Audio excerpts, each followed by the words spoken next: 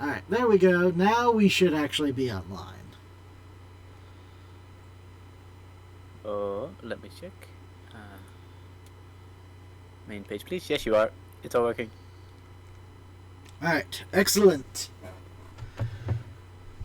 Sorry for the hiccup. I was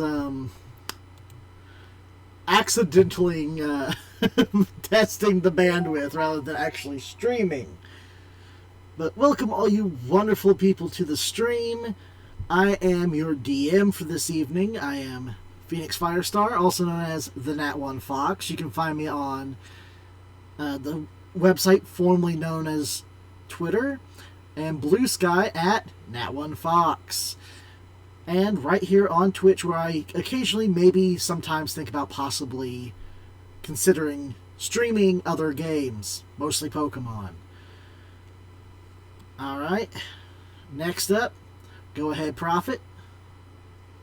I'm a Prophet, you can call me Dalton. I'll be playing Val the Cleric for this campaign. I don't really have any socials, so you'll find me right here. Alright, Chad. I'm Chad. I don't really do social media, so hopefully you can only find me here.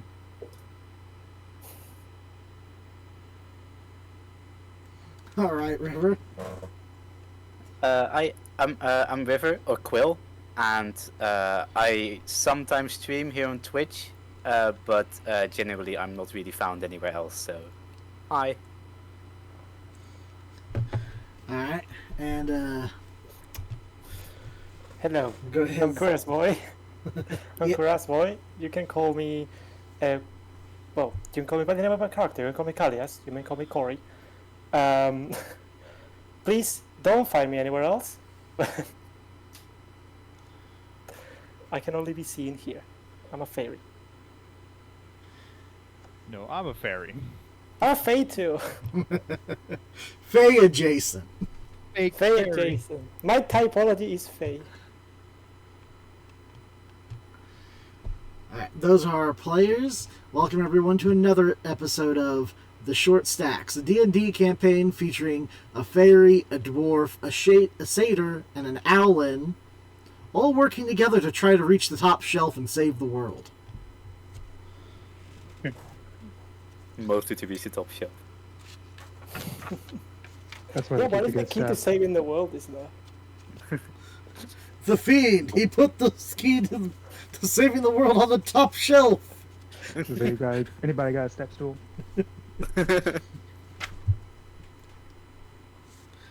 Alright. So, story summary. The kingdom has changed a lot in the last 120 years. It was at that time a new goddess. Fyra was birthed into being. Her sole purpose seemed to be to grant blessings to the people of the world, granting them extra power or skills. This quickly improved the lives of the people of Thyrus.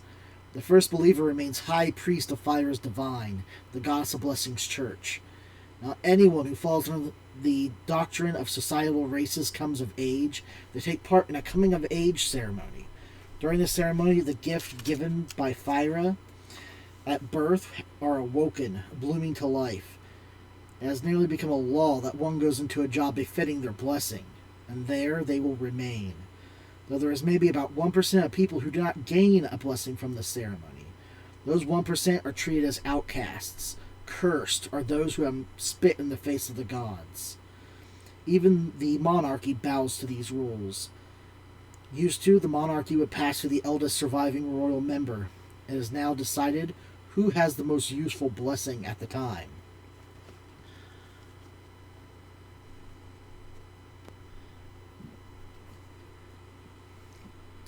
The kingdom of Thyrus stands on the edge. 6 years ago, a 10-year-old human child was found with the hero's blessing.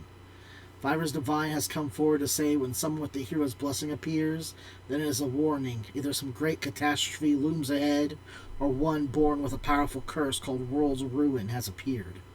This is the world in which our story takes place. How will our main players react? How will they choose to move forward? Will they change the fates of those involved? Only time will tell. I am the storyteller. I will be with you every step of the way, as the strings of fate are pulled.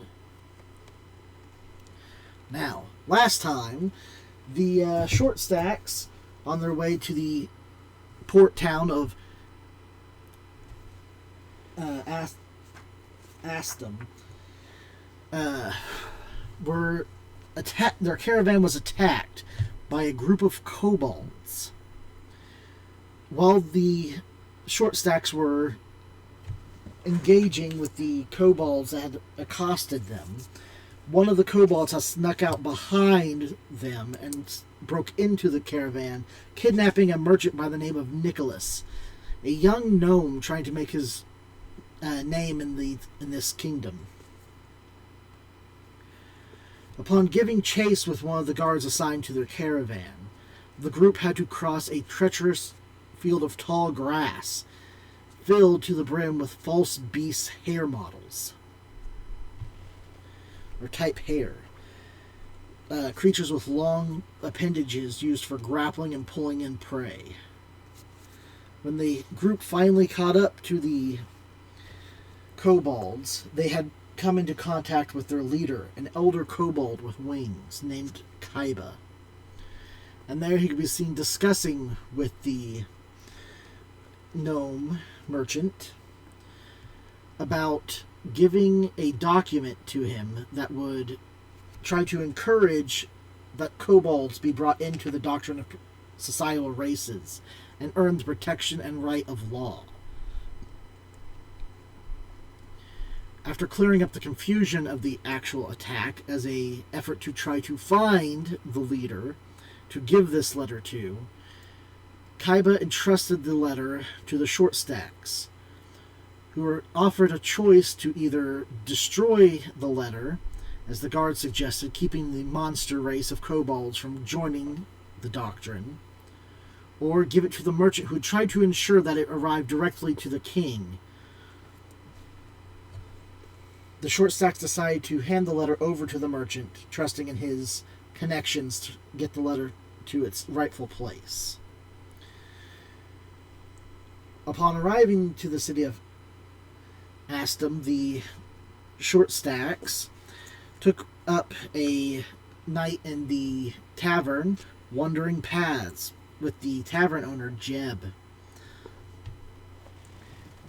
The kobold merchant, Nicholas, has now paid for the creation of a contract with them, for taking them under his employ. Though he has no jobs for them at this immediate time, he has returned to his shop to continue setting it up, and the group has decided to take on a mission to hunt goblins.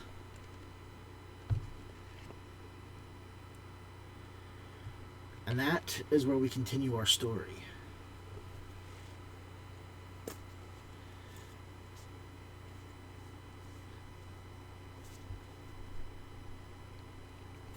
Are we in the Adventurers Guild right now? Yes, the party is sitting in the Adventurers Guild for the town of Astum. Marie, the elven woman, receptionist, is still standing relatively close to you. She had just gotten done explaining how magical dungeons work in this world. In places of great magical power, or in places where a lot of monsters dwell, the dungeons can come alive and defend themselves against adventurers traveling into them.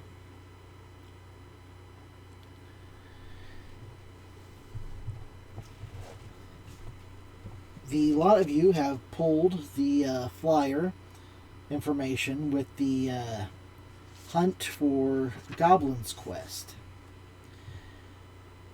The basic goblin will pay you 5 silvers apiece per kill. In order to verify a kill, you must bring back proof of kill. Usually in the image, or not image, but the collection of an ear from the goblin, or some other major body part or limb that they can carry and store on their person.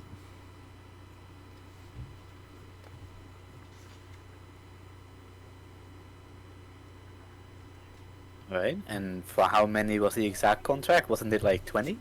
There is no exact specified number of goblins that will need to be killed for this. It's more of an open-end quest to go out and hunt goblins to keep them from, overwhelming and spreading across and killing off the townsfolk and traveling merchants and the like. However, if any of you would like to roll about information about goblins in this world, go ahead and roll a check that you believe might be necessary for this. I'm gonna roll a history check, and I'm also going to use my guidance. So that's going to be 14 plus this 15.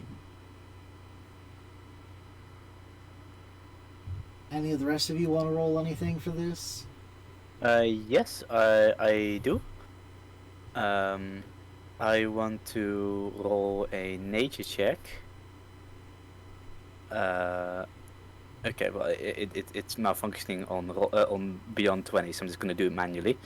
That's a +4 from me, so that is 1d20 +4, 14. Alright. Anyone else want to roll anything to find out information about goblins? You can try your hand at different things to find out different kinds of information. Could I Can I try roll? survival? Yeah, that's what I was thinking as well. Yeah, if you want to roll survival for it, go ahead. It I'm might rolling yield survival. you different kinds of information. I got 22. 7. Makes sense for the barbarian. He's not good at surviving.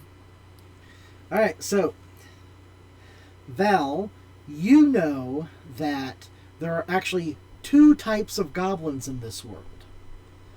There are feral and civilized. Actually, a lot of species in this world will have a feral and a civilized form. Most notably are goblins and orcs, actually.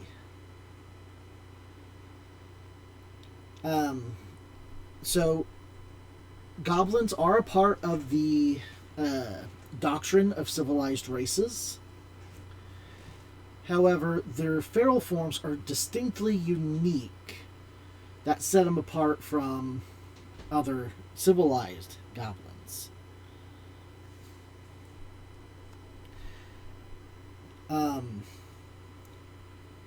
Sheo, you rolled nature. Yes.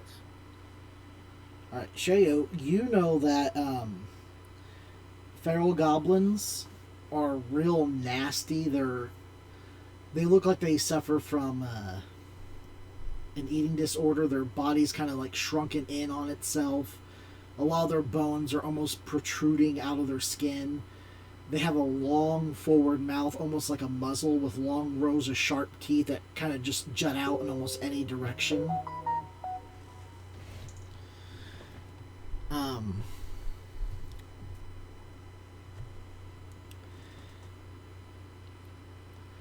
They have long pointed ears. And they often actually work in tandem with other creatures. Usually, because of their physical weakness, they are used as tools a lot by larger, stronger creatures. However, in some cases, they are intelligent enough to use certain creatures like wolves and large rats as pets or mounts. And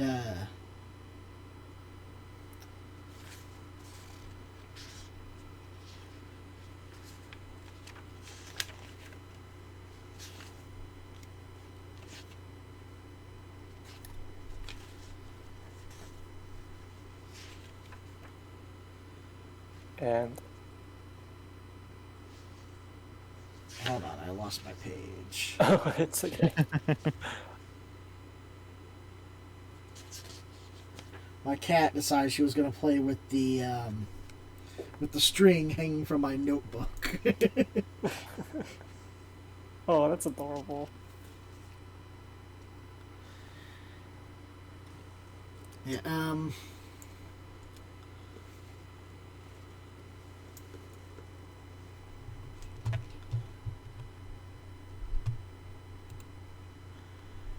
Alright, and with the with the survival check, you know that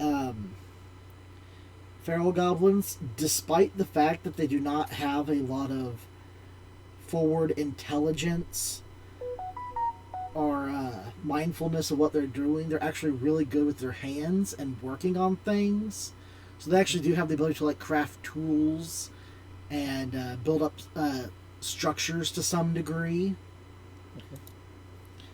However, with your high roll, you know that they have an almost hive mind-like mentality, where in larger numbers they seem to act more intelligent. They use better tactics. They're the opposite And- to adventurers, man.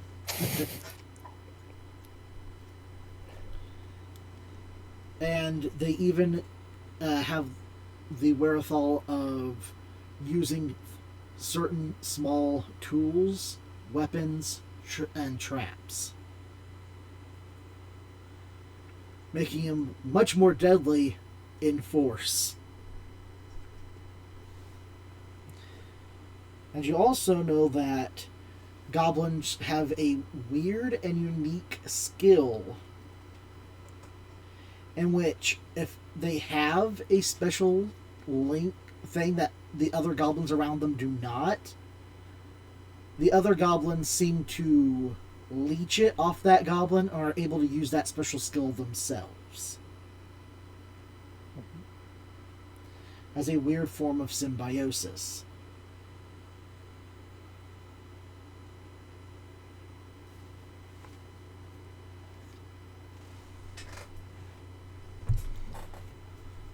Goblin hunting. Goblin hunting. Goblin slaying. Oh boy. We're going? We're going. You see, Kalias doesn't seem too into the fact of Goblin Slayer. It's more like, Wait a Oh, minute. not really convinced. Do you think we can talk our ways out of this one? I mean, we've agreed to kill them already, but I'd just rather we didn't have to.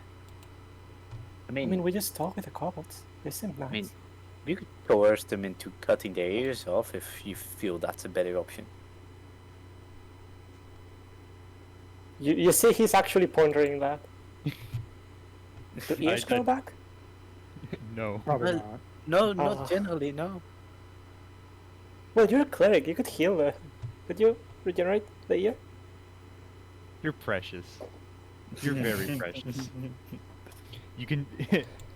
Precious has become a new word for stupid, Yes. and you've all come to realize that. We can try to trade, something for years. They're smarter the more of them they are. We should just hope there's very few. That would work. I've never heard of a goblin before. I've read them in my stories. Ooh, what was about them in your stories? They were usually like small and crafty, and the hero defeated them with no problem. So we should be fine, right? Are we heroes? Nope. Wait, I thought we were. What are we then? You can be a hero if you want. Sure. I'm a hero then. I don't know. Heroes often die tragically. I don't really want to die tragically.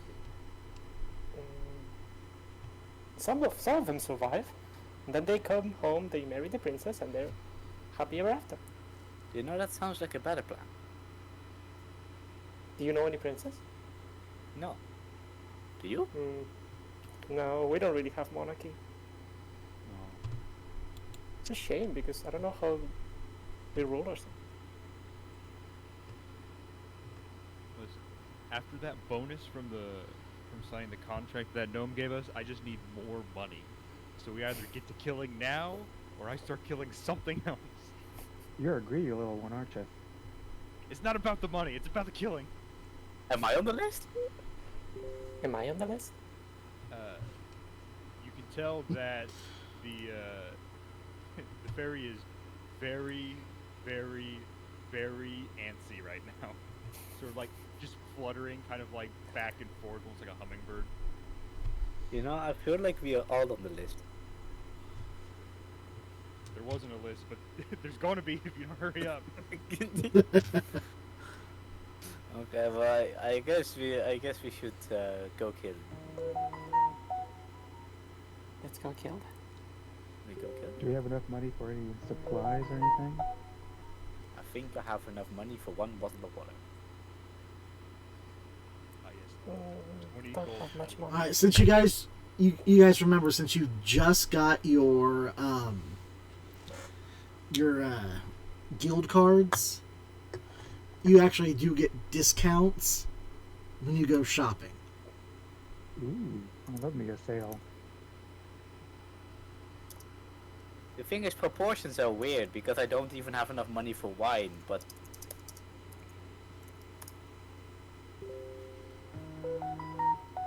Guess this wine is a very expensive commodity. I'm assuming it is. I mean, maybe it's probably just very aged. You know, I mean, you would know, right? It came from your people. I feel like Satyrs wouldn't wait. You know what? Fair enough. All right, so I guess we're going looking for goblins. Where do we start looking? Does it say on the posting? I don't think so. It kind of is just like an open-ended request for like killing goblins and returning ears, or other Excuse me, body parts. Miss Guild Lady? Yes. Know where the goblins are at, or where can we find some goblins for this quest? Oh, reports say that the goblins are kind of to the southeast of the town.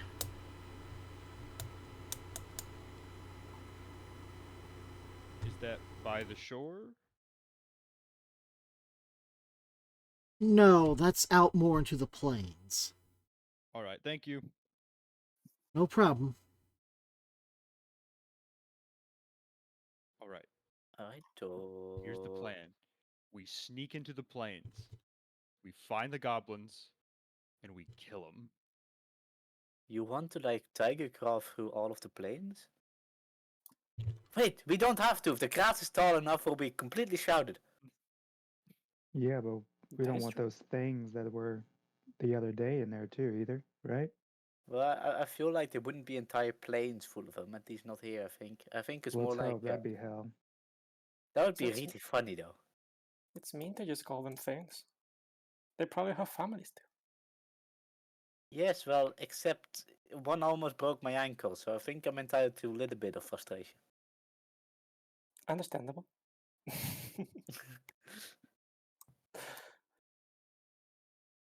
All right, is everyone ready to go southeast?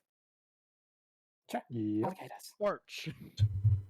The fur just sticks her hand in the air, and like a almost like she's waving a baton, and just fluttering forward. Oh, or did you guys look up Nastina? Yes. That's I'm not. that's a bit of what I hear when Val speaks. It wasn't quite what I was going for, but it works.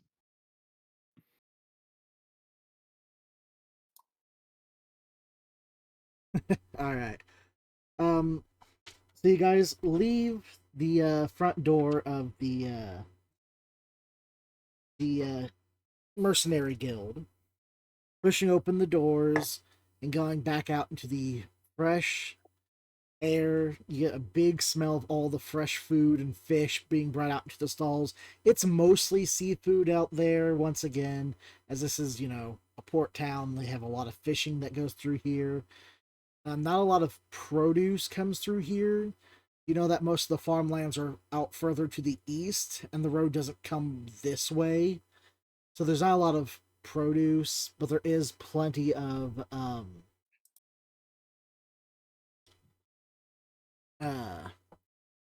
other food product that comes from the ocean, and that is also sent up northwards for trade and sell. However, this is a major trade port, so a lot of other products do come through this town. Usually would be transported through the rest of Thyrus. So as you move, you can get good smell of all the fresh fish and octopus and squid. It's still pretty early in the morning, so a lot of stalls are kind of just starting to open up. You even smell some street stalls as they start to fry up their orders of fish and squid and other such, all in the hopes of selling it to the merchants passing through or people looking to restock their supplies and first thing in the morning for some early grocery shopping, or just get the freshest stuff off the boats. Since a lot of fishing boats tend to fish at night, or they check their cages at night.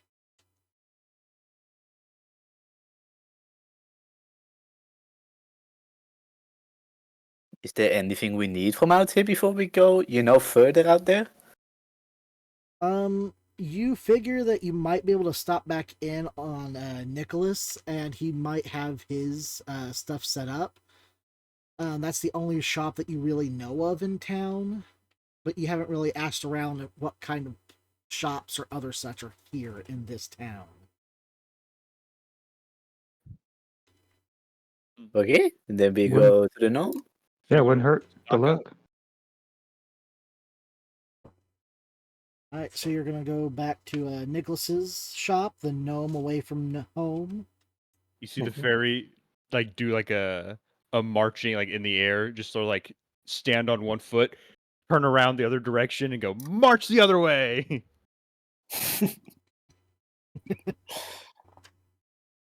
So you guys head out for the slums, and you come across the nice little thrown-up shack that Nicholas had set up overnight. It's a pretty nice little shack. You see the glistening sign of gnome away from home, and Nicholas's entire 10-page long name sprawled across the top of the place.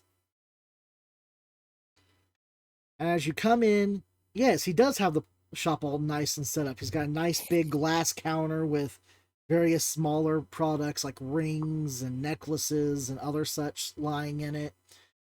Along some of the shelves along the forefront of the store is lined with more basic materials, paper, ink, quills. And along the back wall, he has some more expensive items right behind the desk where he stands along with his giant porcelain golem. On the back shelf are things like health potions and books and backpacks and the like.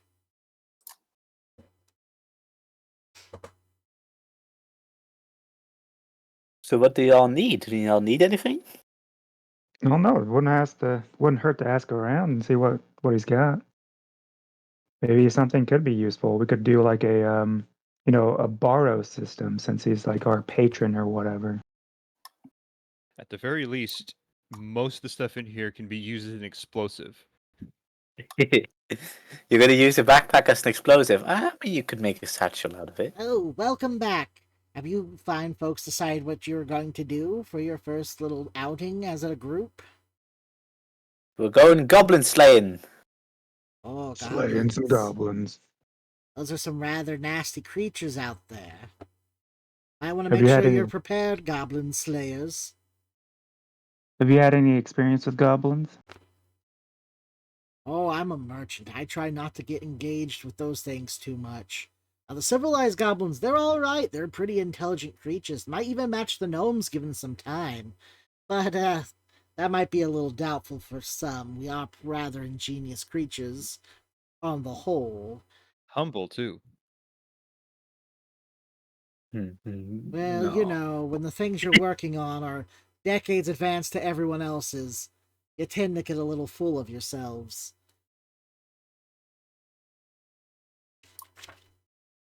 Anyway, Whispered you, maybe don't insult our boss. yeah, you've been doing that a Fine. lot. What do we got, Are you gnome alright? man? Oh, I have just about anything you could want on my shelves. Now, I don't have a lot of good stock in, mostly basic stuff, until my name gets out there a bit more. Maybe we open up some more trade routes, or find some suppliers. I got basic stuff, but most of the stuff an adventurer would need out there in the lands. And, being the only shop in town for adventurers kind of helps unless you're buying wholesale from the Adventurers Guild, but they probably don't have a lot of the stuff that I have either.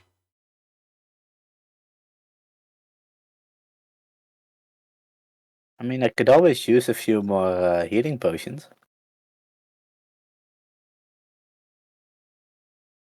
Healing potions are nice. What do you have that's volatile? Volatile. Um, Let me check here. I don't know what all I have in stock. Let me check here. He pulls out a long scroll and begins to scroll through an inventory list. Let's see. Maybe with the right. No. The standard. Uh, I have some oil and flasks, and not necessarily explosive, but it can be lit on fire at least. Um.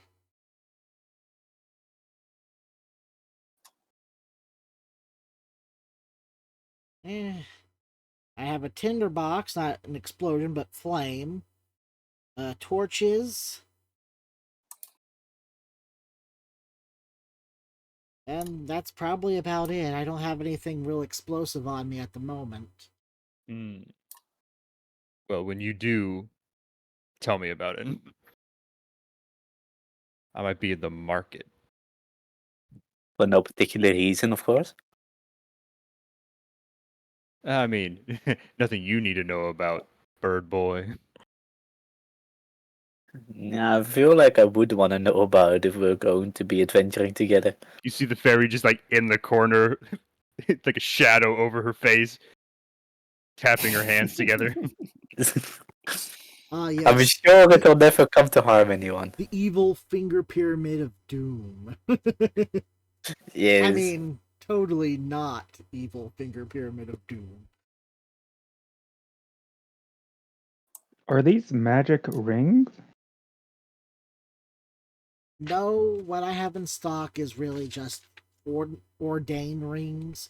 But I gotta get some other, regular people into the shop. I can't rely completely on adventurers to buy my products.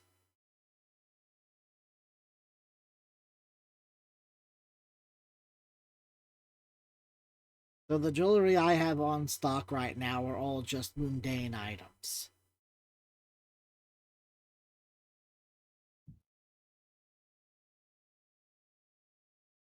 So what do you got that's magical?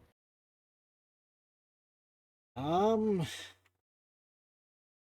I don't necessarily have anything magical. Um, let's see. I got some potions in stock, and that's about the most magical things I have right now. I just brought with me what I could from the gnome lands.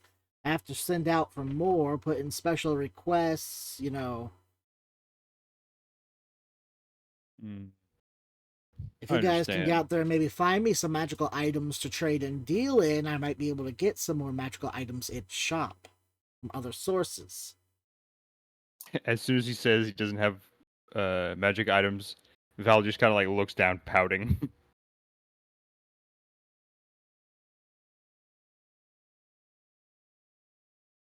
How much are your potions? Um, Let me double check here with this town's market.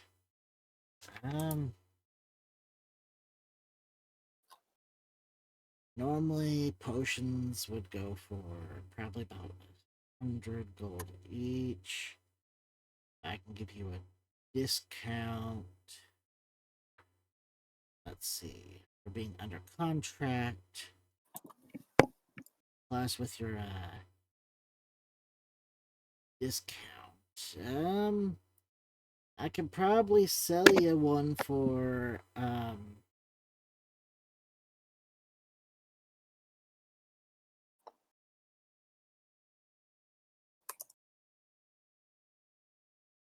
40 gold. Too rich for my blood.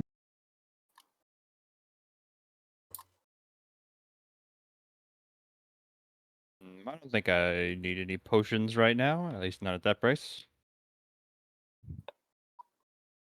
That's why I we think need we're just gonna have money. to do this a little carefully, guys. Yeah, a potion is like 8 glasses of wine. Yeah, and clearly the wine has more healing properties. Definitely. You notice he said that completely seriously.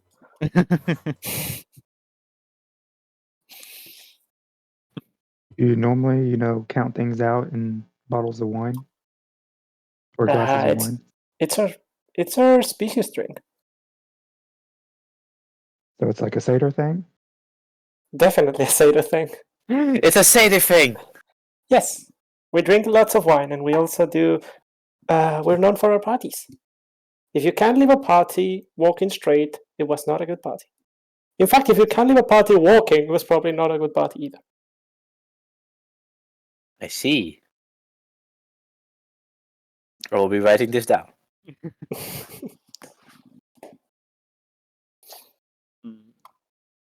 Seems like we're going to need a little bit more money before we upgrade our stuff, so we should probably zoom in on her face. Kill goblins. Do you have any You see, problem with goblins specifically? Nope. Oh, I think it's just that she wants to kill things. Why did it seem like I have a problem with goblins? No. You know. Hmm. You've might been actually really have- adamant. You might after you have a few dealings with them. At least the feral ones, anyway. Like I said, the civilized ones are fine chaps.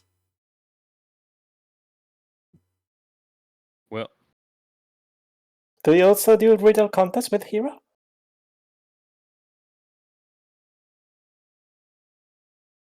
That happens in stories. Wait, what happens in stories? They do a riddle contest. Oh, goblins do riddle contests? That's what I read. Oh, I don't know about I that. don't think that's right. Well, we need to prepare for that. Why Do would we they need to go get lie some in a riddle books? story? Great. Now there's one more thing we have to prepare for. for a riddle contest, of course. All right. I'll leave the riddles to you. Nice, I I'll take know care a of the lot of killing. them. Forward march. We're going? 1, 2, 1, 2, 1, 2. Alright, so Two. you guys head back out of the slums and head back up to the front part of the city. And you notice there's not really any walls, so you can really just exit the city just about anywhere you want. But sticking to the roads is usually the easiest way to go. You don't want to get lost in the back alleys. It's none of you quite know your way around here just yet.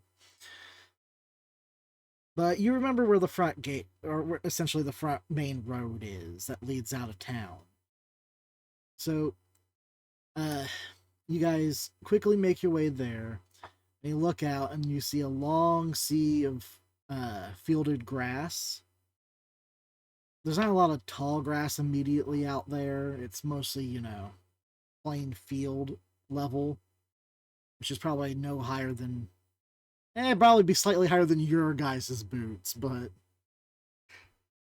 no higher than the typical grown man's boots. Look at all that white mana out there.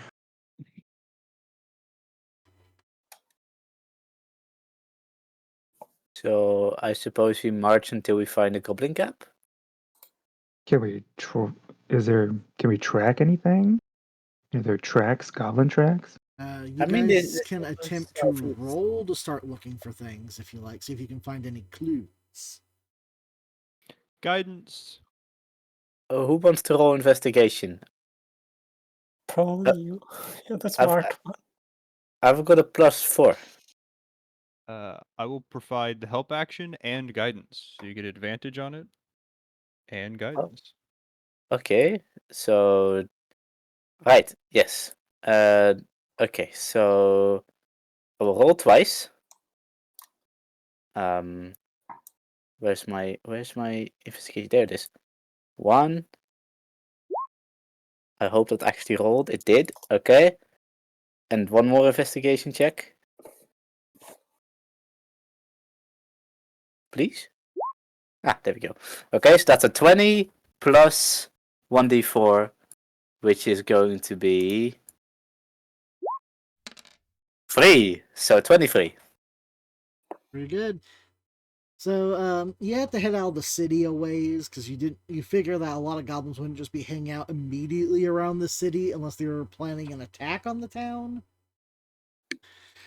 So you think it's best probably to start heading out a bit ways before you really start digging in and looking. You come to a lightly forested area, and it's still mostly plains, but there's a few good number of trees scattered within close proximity of one another. Large enough you could probably fit like a drawn cart through, but not so large you could fit an entire wagon in there. And after spending some time digging and looking about, you manage to find a small set of goblin tracks. The tracks seem to run a bit further southeast before taking a turn and heading more eastward. Okay. So we're gonna follow those tracks, yes? Everyone agree? Yep. Alright, now that you've found them and you're tracking by tracks, I need someone to roll survival or maybe another associated stat with tracking goblins through the woods. I will roll survival.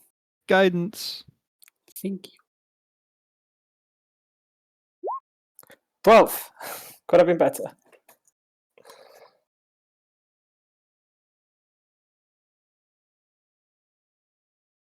Add the +4. Add the D4. Oh, yes, sorry. I forgot. I immediately forgot even after you said it. 15. 15. I have the memory of my character. Alright, so you dig and you search around a little, kind of moving stuff out of the way. You take a few wrong turns in a couple places. Kind of hard to keep track. But because they're not really trying to hide their presence, you're able to keep on the trail for the most part before you finally come up to just up ahead in a clearing.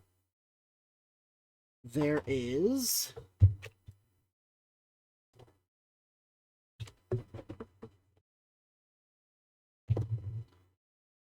one second. You can have to. Oh, there's actually a rather large scouting party of 8 goblins gathered around the campfire.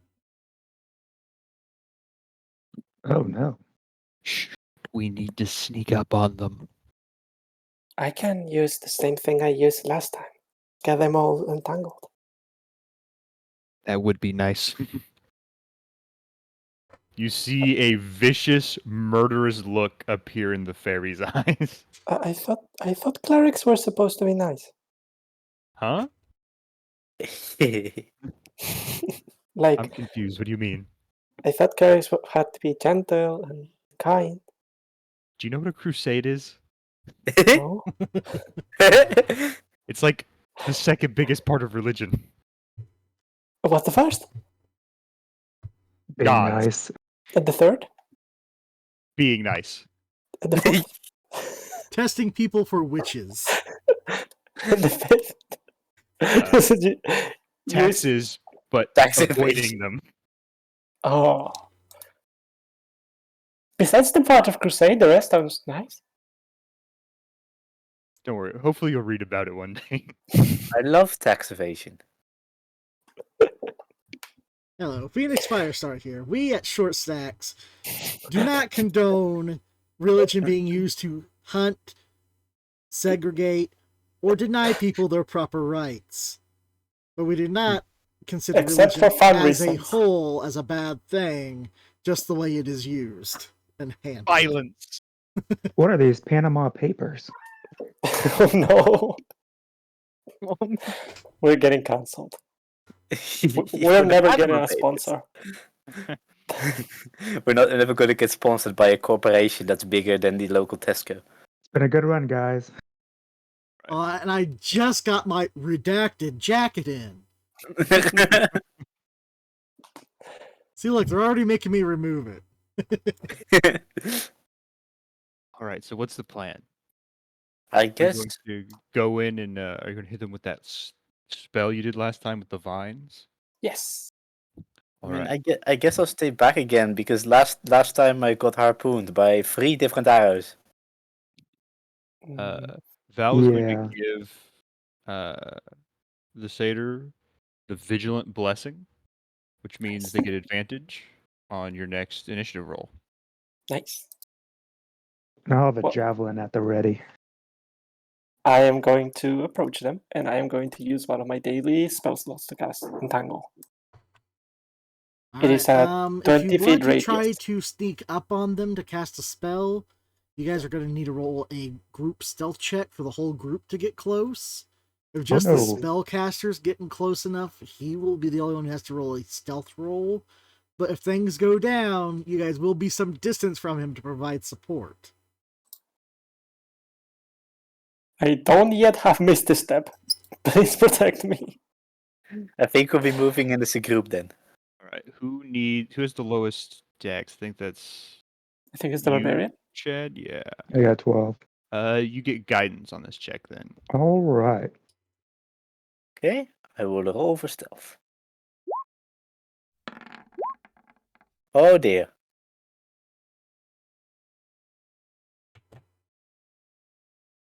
I got a 19.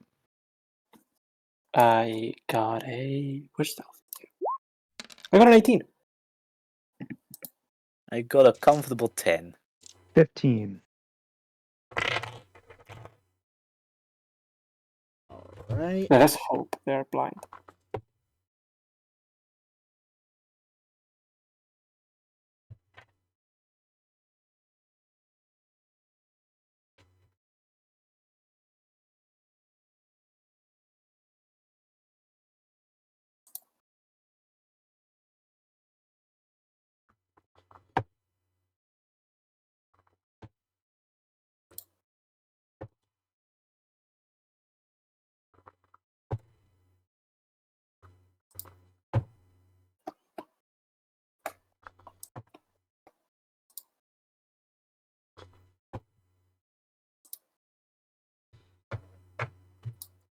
Alright, so several of them rolled quite high, but because as a group you guys are kind of moving together and keeping yourselves relatively quiet, because the goblins seem more preoccupied with chattering at one another, they do not notice you guys get close enough for your ranger to cast a spell.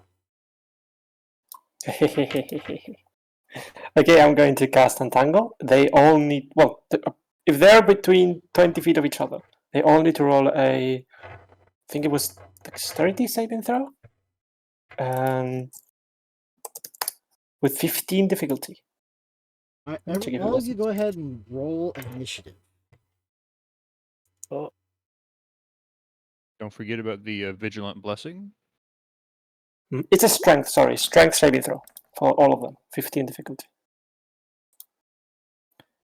The vigilant gives me advantage on initiative, right? Yes. I'm So not you having should a roll lot of twice. high rolls. Okay, I do get a 16 in initiative.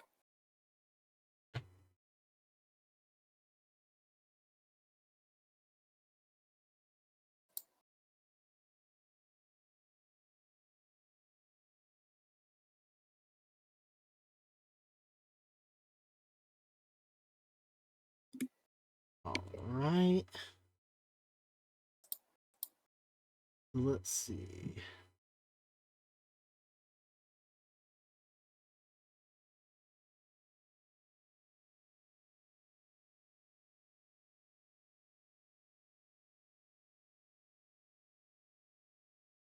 Alder got a 9. Shayo got an 8. Prophet got 15. I got 10. Oh, 10. Yeah, sorry. Yeah, I do got not. And I got 9. 16 thanks to the initiative. Elias got So the 6. initiative, the blessing. Alright. Forgive me if I don't know how to speak. So the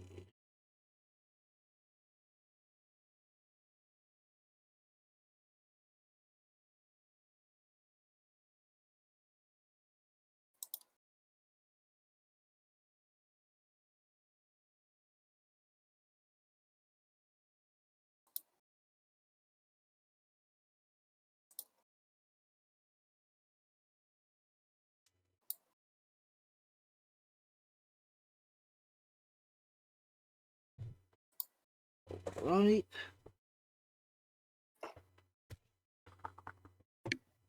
Oh, by the way, Mr. DM. Yep. I did kind of like swap to a different browser halfway into the opening of the session, so you might have to move me back to the same page as where you all are, because I think it might got reset for me.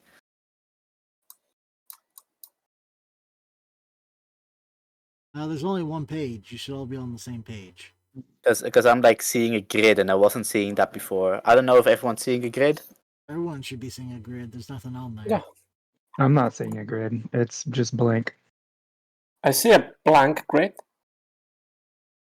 Yeah, I see like the blank grid, just like where an image would show up if you were to put it on there. Okay, then I guess I am on the right page. Yes, you are.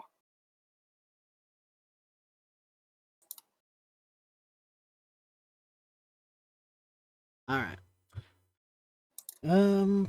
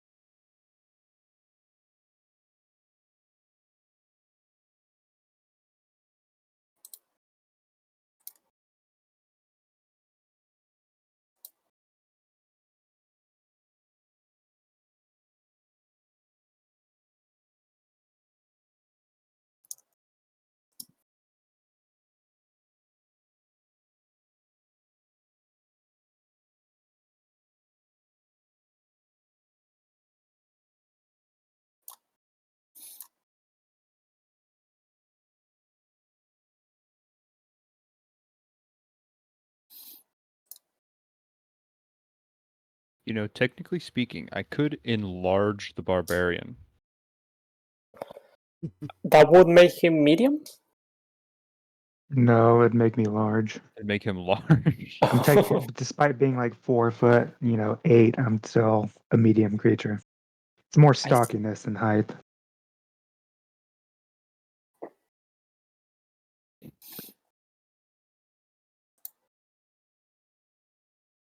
I'm biting my lips not to say, "Oh boy, he's thick." Someday we will. Seas, boy. Someday all of us will have one enlarged scroll, and we will use it on ourselves to go and beat the BBG into the grave. It's bonking time. For two of you, it just makes you medium. Yeah. It's just medium sized. Can you stack those scrolls, or is it kind of like just it brings you up one level? That's it. I think you have to cast it at a higher level. Yeah, Ooh. it wouldn't stack because it'd just be the same effect. Again, they wouldn't stack. Oh. It'd be kind of like temp HP in that fashion where you can only have like one set of temp HP. Yep. And you can drop it for a new set of temp HP. Mm-hmm. Okay, but do consider using that to be able to get a loan. Because Val is too short and she's confused with a kid. In order to get your driver's license. Goes to the bank with it. I told you I'm plenty of age to drive a car. I like Shea the having idea. to get his Go eyes ahead. checked for the driver's license. All right. So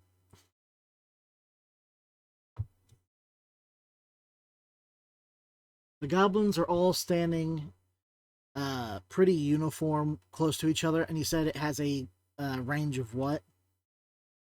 20 feet. 20 feet. So you hit the area surrounding them, and it reaches out to entangle all of them. All right. What's the DC check on that? 15 strength. They're goblins. They should be pretty weak. They passed. Ah! All of them. Wow. All of them. Wow. Oh, wow. That was This is unlucky. unfortunate. The vines reach up and start to grasp at these goblins.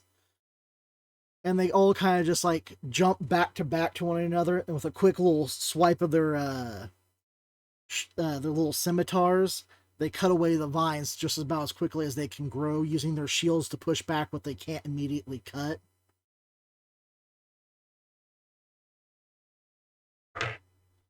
That's unlucky as hell.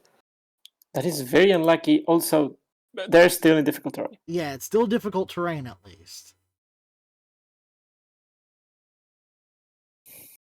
All right, you guys have your surprise round, so Zelias goes first. How far away am I from them? You guys are about 30 feet from them. 30 feet. So I could run up to one of them and bonk him in the head. Yeah, you'd be running up to about the whole group, though. The thing is, we're going to be doing that anyways. I don't think we're planning on kiting them. There's also 8 of them. I'm going to do the sensible thing and shoot one of them with the bow. So, does a 17 hit? 17. All right, you go running up to. I'm just not gonna run. I'm gonna shoot where I am. Yeah. 30 feet is good enough distance for an arrow. Oh, you're gonna shoot an arrow at one of them. Yeah, it's a safer option. All right, and you said, does what hit him? 17. 17. Yes, a 17 hits him. So they take. Please roll. Why aren't you rolling? Just they take 10 damage. 10 damage. That was the best roll possible. Oh, it just rolled the other 2 times. Okay.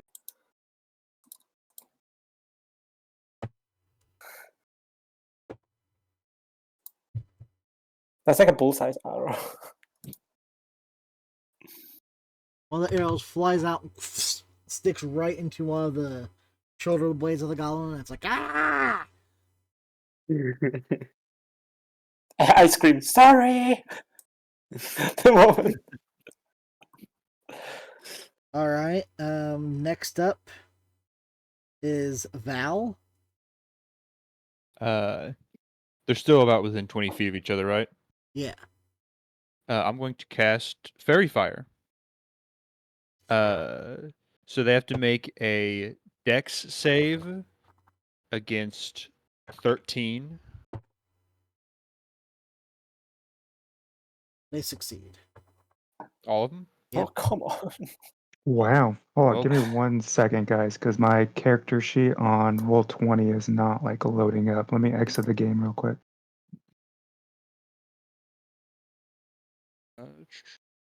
Maybe that'll These help guys are it. tanky. I guess that is my turn then.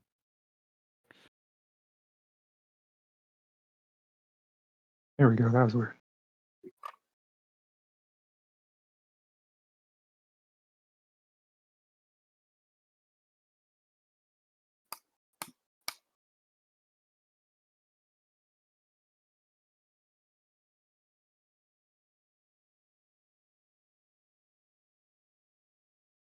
All right, Baldur, it is now your turn. So there's still 8 goblins. How far away are they? They're exactly 30 feet. However, Dang there it. is a cone around them of about 20 feet of difficult terrain, so you wouldn't be able to quite reach them if you charged in.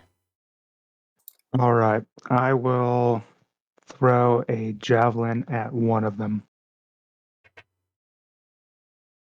All right, go ahead and roll to hit.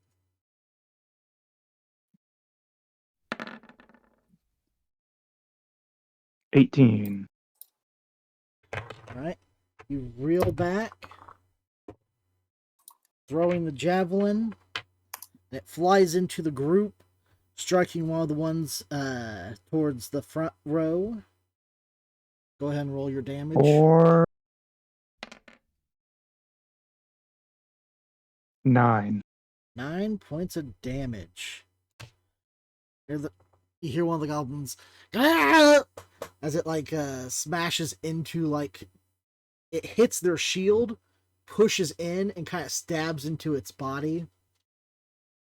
Right on. And then I will move, let's go 15 feet so that I'm in the front of everybody else. All right. Sheo took his turn first, since you guys were letting him use his spell before combat started. Oh, no, Wait, I I have, thought that I have, was, no, Oh, that that was was, me. there was a I satyr. use it. Elias. Oh, that was Elias? Oh, Yeah. sorry. That's Callias. Yes, that was me. Elias. Then Kallias shouldn't have taken another turn this turn since he cast the spell first. Sorry, Remove those 10 I damage. thought that then. was Sheo casting it. Alright, so remove the 10 damage. Back to 25. Alright. So Sheo, now it's your turn. I'm going to like hastily run up close to them until I'm like just out of arm's reach. Not that it's going to matter much if this strategy fails, but I'm going to try it anyway. I'm going to try to get up close to them, and I'm going to cast Thunder Wave, which is a 15-foot cube Cube. right in front of me. And I don't know how many of them that's going to catch, but it's a saving throw. It's that's a strength. There's a con save, a 14 con save. 14 con save. And you're how far away from him? Like right up to them essentially. Right Like, up as to close him. as I can get. Alright, so you'll hit 3 of them, being right on top of them.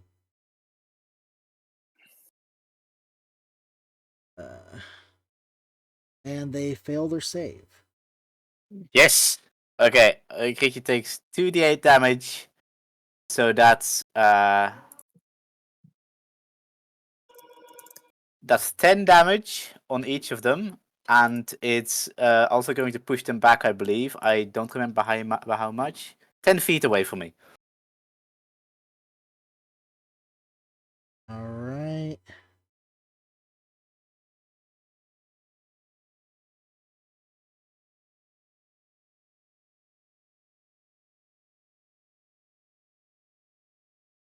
All of them take 10 damage. I'd much rather Shea took the turn than mine. All right, so you use your Thunderwave spells, sending them careening back, but you're kind of pushing them on top of more goblins, so they keep the other ones still right in front of you as they kind of hold each other back, keeping each other from going any more, keep them from actually flying back any. So they're all still in the same position. Oh, Oh no. Fireball. All right, that hits Sheo.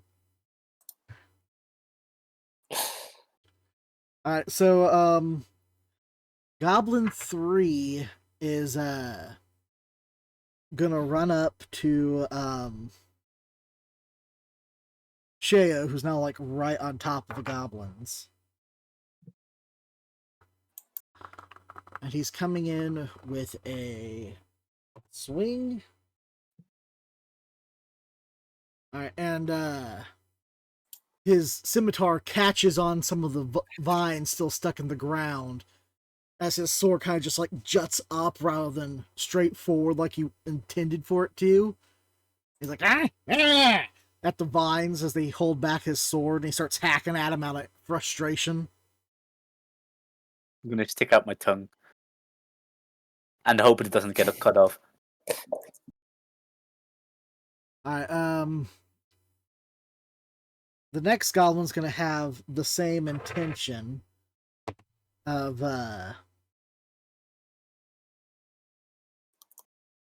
hitting the guy who just thunder waved him.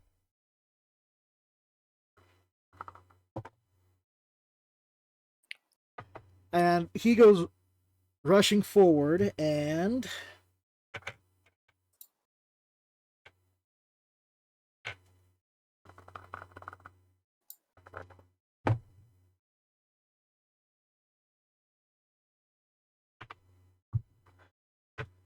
he stabs the goblin who was trying to pull a scimitar from Wait, what? from the vines. I think we're winning, guys.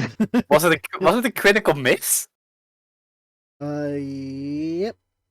Oh, I don't want to say anything, but I think we might be too good at this game. we're so good at this game. We're making the DM roll bad. If we keep missing and they keep missing, We're our chief pacifism. No one can kill it. Any The of us. goblin up front goes, ah! And turns around and smacks the other goblin for stabbing him with his scimitar. Alright, Callias, it is your turn again. Okay, I'll do the exact same. Well, not that we've already approached them. I'm going to approach them more and hit them with my caster stuff. I'm first casting Shirala on it, so it'll hit for hard. And that's an 18. I'm guessing an 18 hits. Go ahead and roll your damage. That's 10 damage. And yeah, I just bop him over the head with my wooden toy sword covered in spines and other thorns, similar to the flowers that are on my head.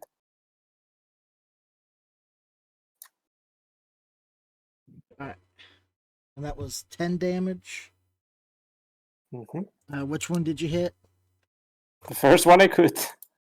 The first one you could. Alright, that would probably be one of the ones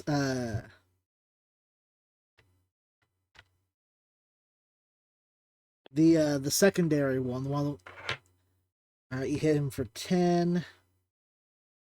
As you walk up and you smack him, you see a bunch of blood come pouring out of his face as it starts to kind of like puff and swell a little from how many bruises and hits he's taken.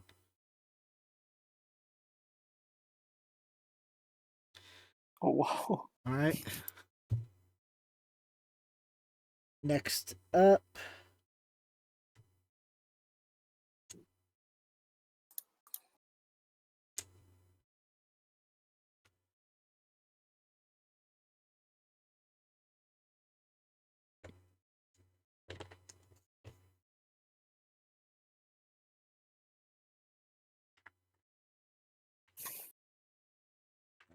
Let's see. Next up is. Alright, the one that's kind of like in the front, middle, back of the row goes running forward to now attack at the ranger. Who threw himself in front of the dwarf. Mm-hmm. And What? What do you roll? I'm rolling for him right now.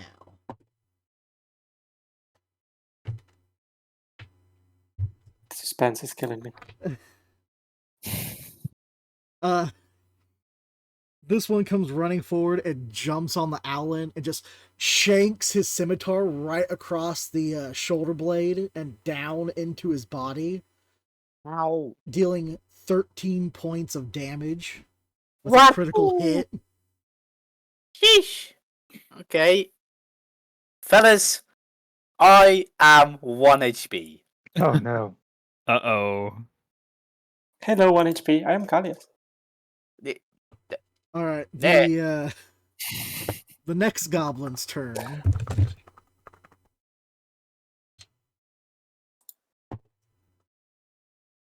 He's going to come running up to the other side of Zelias. And he's also going to take a swing. But he can't seem to get a good hit in, trying not to hit the other two goblins who are squabbling next to him.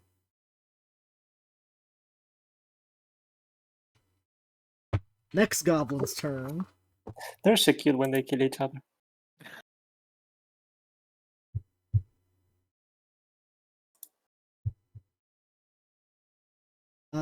Does a 15 hit you, Sheo?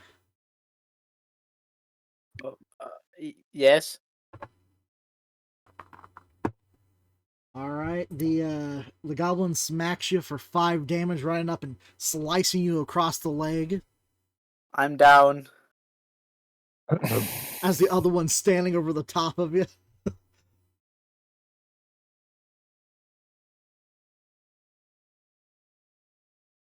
All right. And then next goblin's turn. As he's now going to run behind the ranger. And now he's going to take a swing since he's trying to learn from the other ones and go behind instead of trying to swing around and around his allies. Does a 15 hit?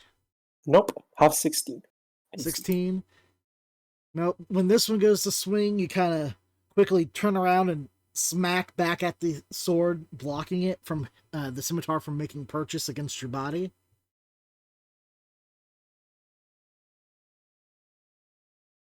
Alright, next goblin's turn. Or actually, hold on. Never mind, that goblin has advantage, but it still doesn't do him any good. Because he was flanking. Alright, this next goblin's going to run up to the barbarian. Take a swing at him for 11, which probably misses. It does. Alright, so he kind of swings and the dwarf kind of sidesteps the attack, letting it smack down into the ground beside him. Final goblin's turn. He's going to go running up to the door. Does a 19 hit? Yep. Alright, he comes running up and he hits you for 5 points of damage as he goes and cuts you across your chest. All right. And it is now Val's turn. All right. Let's see. Val is going to fly over to Sheo. And let's see. You're going to use Cure Wounds. What is the roll for that? Find my card real quick. I think it's 1d8. Yeah, it's 1d8. So that's going to be 4 plus.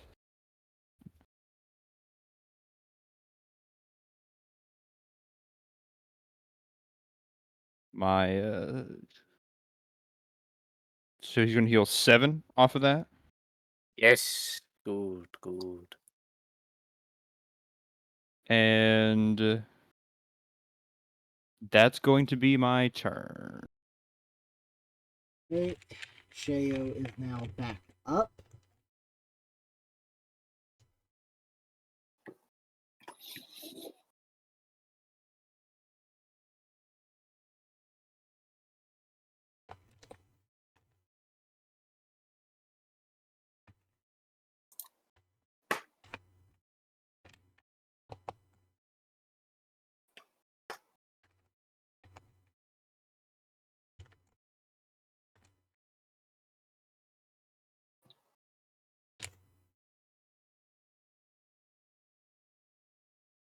We love to share it.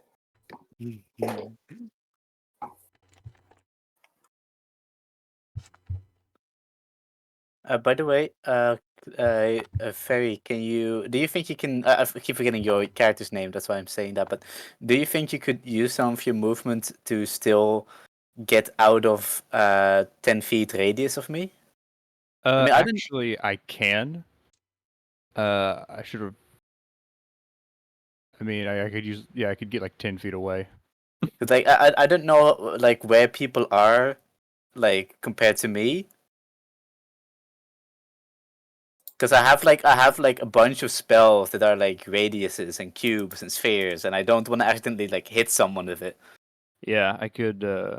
I can use my movement to get like. I think it would be 10 feet back is all I would have.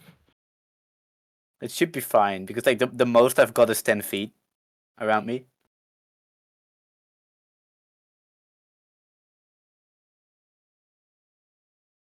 Alright, so back to top of the turn. Yeah, Goblin 3, who is I right. never even got it. Hold up. I was after the fairy, right? Yeah. Yeah, I never got a turn. Oh yeah, so yeah, it is your turn. Okay, hold Sorry. up.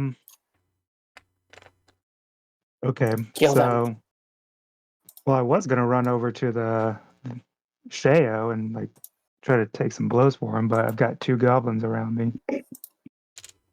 So I am going to go into a rage.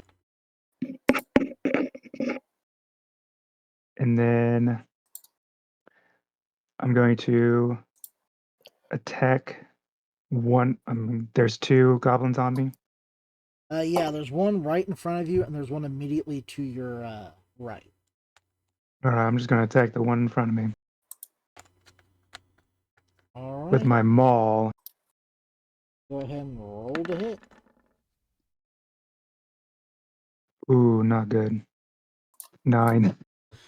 You take a swing, and you notice that you're swinging a little high. And if you keep swinging, you're probably going to smack Zelias in the back of the head. So you kind of stop yourself.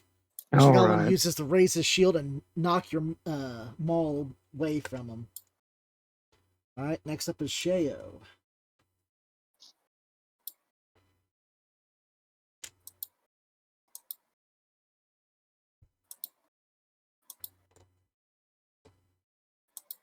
Oh wait, sorry, I've completely zoned out there for 5 seconds. Did someone say my name? Yes, Yeah. it's your turn. Okay. All right. Okay. In that case, is there anyone at all within 10 feet of me, like in a sphere? Everyone's around you within a 10-foot sphere. Including not be. teammates? Yes.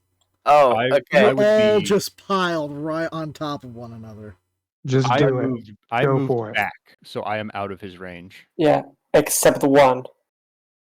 Yeah, everyone except me is on top of him. Okay, Do it. Do it. it's like here's the thing. I would gladly Arms of Hadar this, but that's a strength save.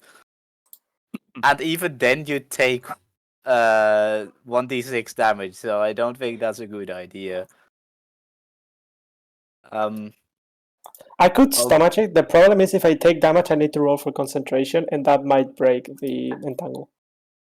I think I'll just take something else, and I'll probably is everyone like even like 5 feet within my range? Like, are we that close to each other? Yeah, pretty much. You guys are all kind of stacked up on top of one another. Okay, in that case, I'm going to as I'm like getting up off the ground, I'm going to tap one goblin on the shoulder and use Mind Sliver, which is a cantrip, and that's a DC 14 int save.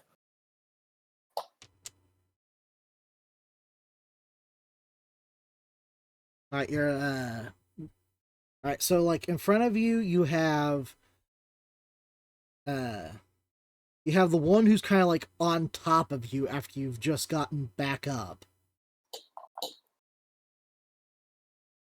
You have the one immediately to your left who cut you across the leg, and then kind of just diagonal to you forward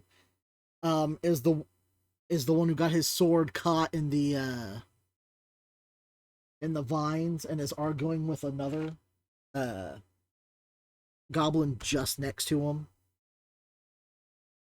Is there like there's just to confirm? There's like no way I can like just slightly move away from my party members so I can get an AOE off, right? Like, there's no way I can do that right now. You would take an attack of opportunity because immediately to your right is the ranger. So Right, so I'd have to like move away from a goblin too. You'd have to move away from two other goblins to get a. And he'd still be within 5 feet because he'd be 5 feet diagonally to you. Okay. And then if you take that step back, then the dwarf would be within range. Okay. In that case, I guess I'll just go with Mind Sliver because I can't really do anything else. So I'll just do that.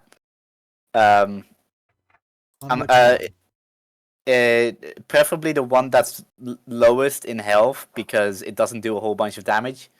You'd have to take the time to find out which one's the lowest on health, and then I'd take a turn to analyze them.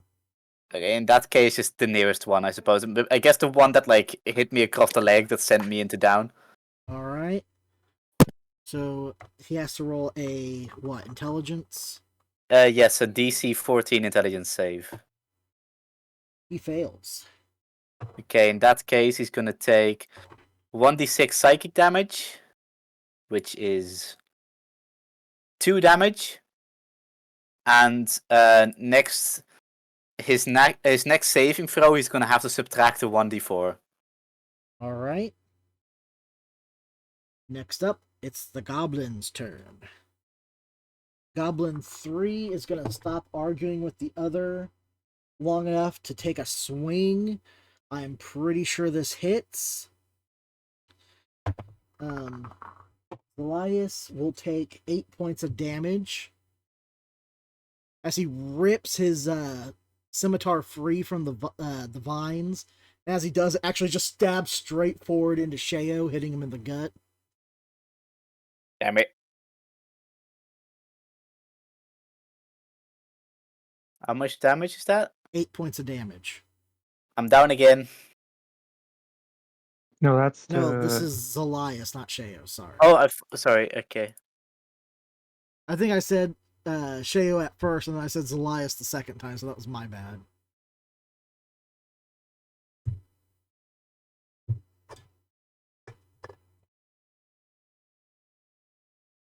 All right. Next goblin is the one who stabbed his ally. He's going to take his turn next. And he misses swinging, but in such tight quarters, he kind of catches his scimitar on the first goblin scimitar again. And they start shouting angrily at each other once again. that goblin's not having a good day at all. Callias, it is now your turn.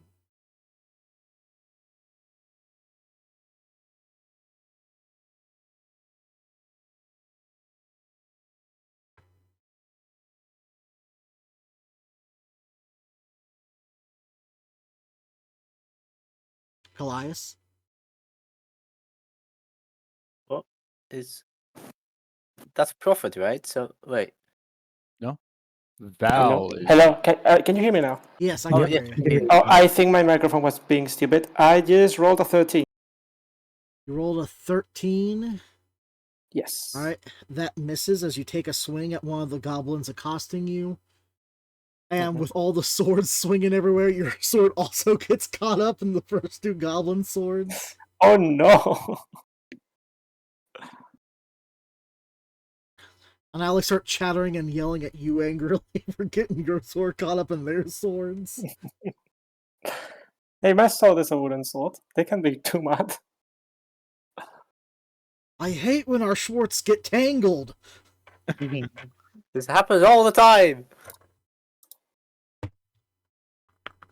Alright, next goblin is the one that's right on top of Sheo, and he swings for 11. That misses just barely. Alright, his sword comes down, and Sheo, you kind of like scramble back and push back a little, kind of knocking him off balance as his scimitar swings laying just next to you in the grass. Oh, actually, did you pick yourself up off the ground? Yes, I think I did. Okay. I mean, I got healed, so like. Even if you're After I healed, you have to spend half your movement to get up. I mean, I didn't move anything, so like it wouldn't have mattered, right? Yeah, Yeah, but you it need to wouldn't. say that you're getting up. Oh. Otherwise, yeah. Can I? And I can't. I can't assume that you're getting up because maybe you're down there because ranged attacks would have disadvantage, but then close range attacks would have an advantage on.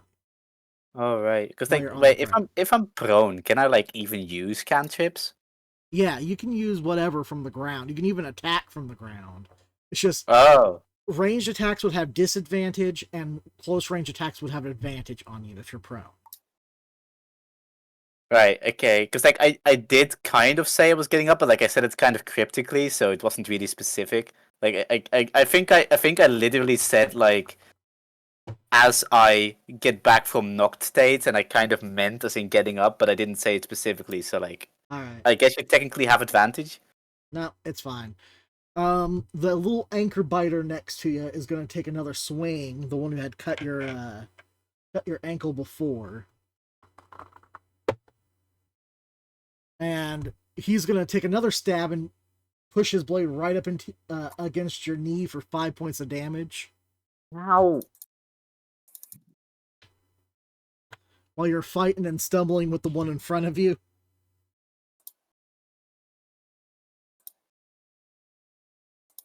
Alright, next goblin. This one is going to take a swing at Elias Yes. for 18. 18 does hit. Alright, as he stabs his blade into your side for a total of 6 damage.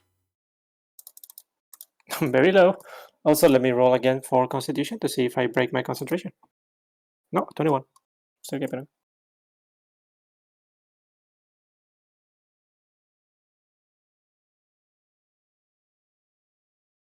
Alright.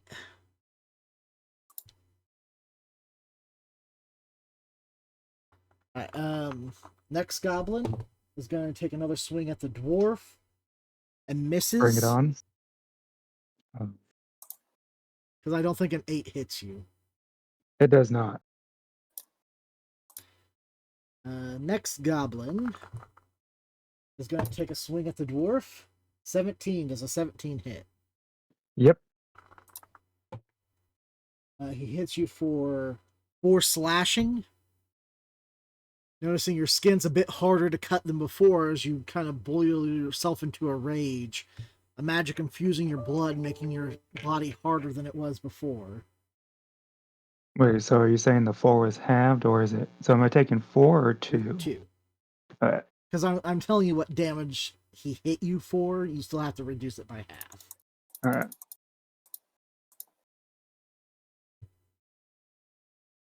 Alright. Next is the one right next to the dwarf.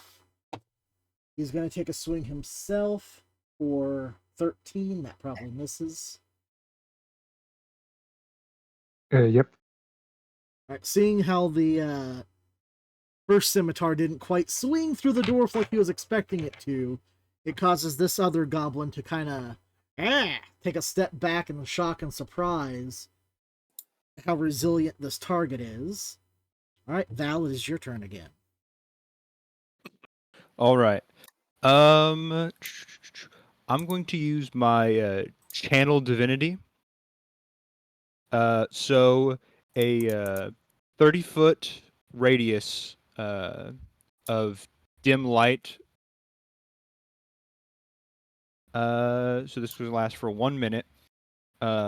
Any creature that ends their turn, including me, within this radius, I can choose to grant them one of the following effects. I can grant them temporary hit points equal to 1d6 plus my cleric level, or I can remove the frightened or charmed effect from them. And I'm going to use my bonus action to cast Healing Word. Probably on Sheo. He's very low. Or He yeah. does need it. Yeah, I'm good. I'm hurting. So you're going to heal 1d4 plus my wisdom modifier. So you're going to heal 6. Okay.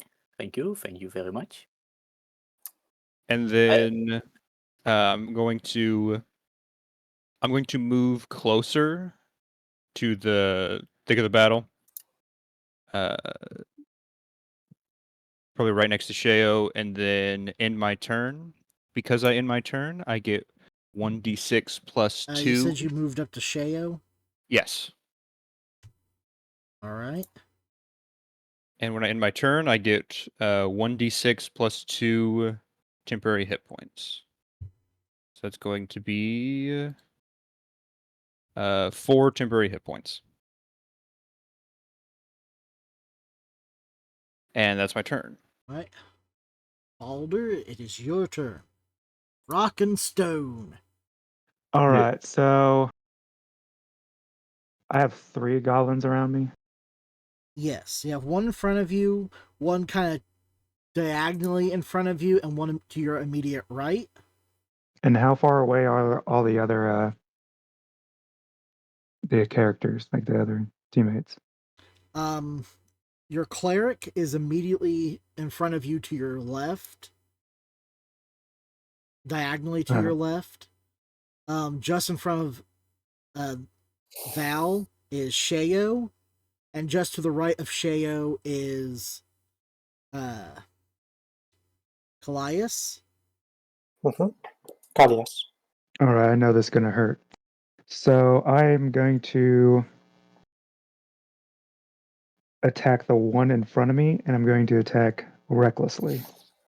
So all the other goblins will have advantage against me next turn. But it gives me advantage as well. All right. 17. All right. 17 hits.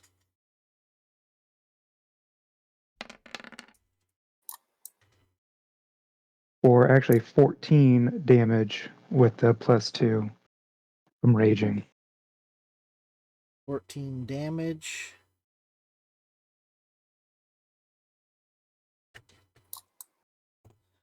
All right, you see you smack your maul into the goblin in front of you as you see blood out of its mouth and face.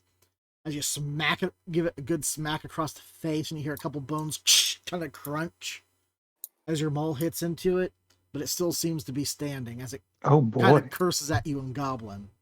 Those some sturdy goblins. Yep, now Yeah, they really can all have tough. advantage. Yeah, they're really strong. I'll be like, I've never seen goblins this strong, guys. We might be in trouble. Yeah, these are tough. And that ends my turn. All right, Sheo, it is your turn. Well, real quick, Wait, you I get Temporary hit points, 1d6 plus 2.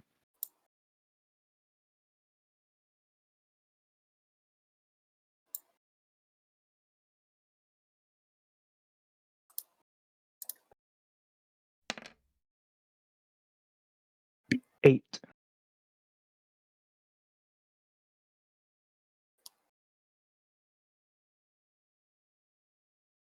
All right, then it's gonna be my turn. Yeah, I don't think it's necessarily that the goblins are like these goblins are strong. I gave them a bit more HP, but there's a lot more of them than I thought there was going to be because I rolled to see how large the group you encountered was, and you get the Hey, and you, we'll and you deal just with got them. the largest group. Oh, lucky us. Okay, so I will. I guess I'll try to do a little bit more than just chip damage. The only spell that I have got that deals substantial damage to groups like that. Actually, no. I'll just use. I think I'll use Dissonant Whispers. Let me see real quick. On a field save protection target available. He doesn't move into 5 hits. Half as much. Okay, yeah. I'll use Dissonant Whispers on the goblin that hit me in the leg earlier. I kind of just want to try and kill him. All right. So that's a DC 14 Wisdom save.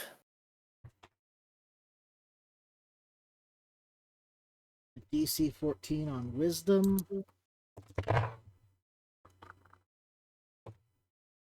He fails. Okay, so that's 14 damage psychic, and also he is gonna he has to immediately use its reaction if available to move as far as its speed allows away from me. Dope. All right. So on his turn, he has to flee. And he took, Yes. how much was it? 14? Yeah, 14 psychic. Okay.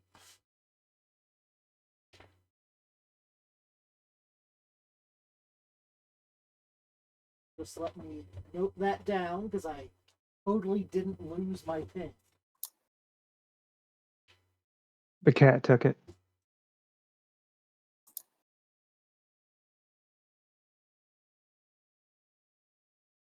Ow.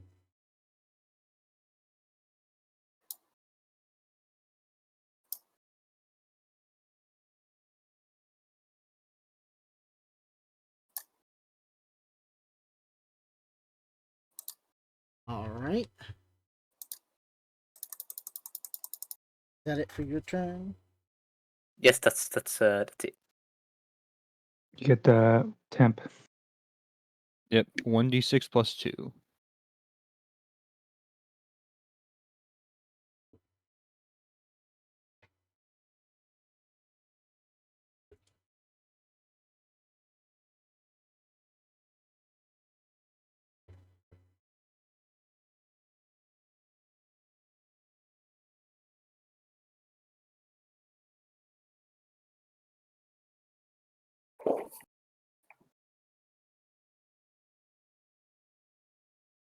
All right.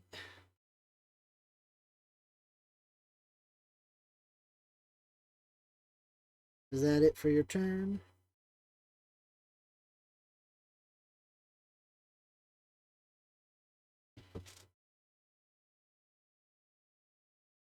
Cheo? Oh, sorry. I thought I already said. Yeah, Oh, okay. yeah, that's my turn. You Okay. might have. I could have just missed it.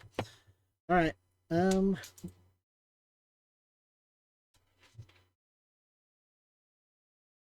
Next up,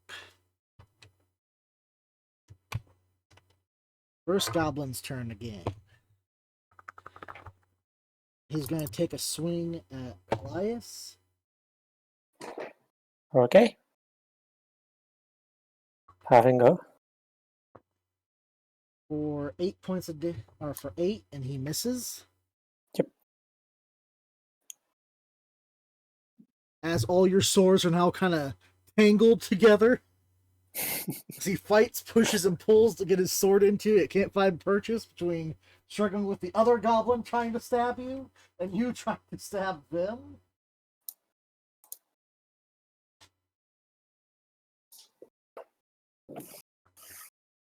Alright, the next goblin is the other one who's also entangled with your other 2 swords. He takes a swing at you for 11, which probably misses, I believe. At me for 11, yes, that does. Yes. Oh, 11 hits you, Callias? No, 11 misses. Oh, okay. Okay. That's why. I have 16 armor. So he's also sitting there, getting mad at the other one for his sword being caught up in it, even though it's probably that goblin's fault, if I remember correctly, that he got his sword tangled in from the very get-go after stabbing the other one in the back. That goblin has not been able to hit anything. Alright, and so then next is now Callias' turn. I'm going to do something very original that you've never heard about, which is hit the next one with a quad staff for 21. It's level 2. Alright, is it the one directly in front of you, the one The one diagonally that just to attacked your me. right, or the one to your The one that, the one that the one that just just- attacked? yes, Okay, for 11 it damage. hits. 11 damage.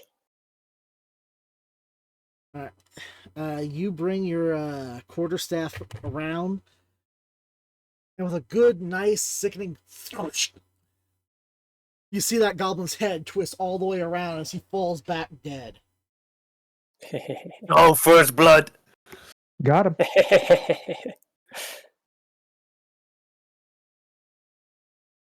It's actually the first time I kill. How does it And you're feel to laughing be a while you're doing murderer?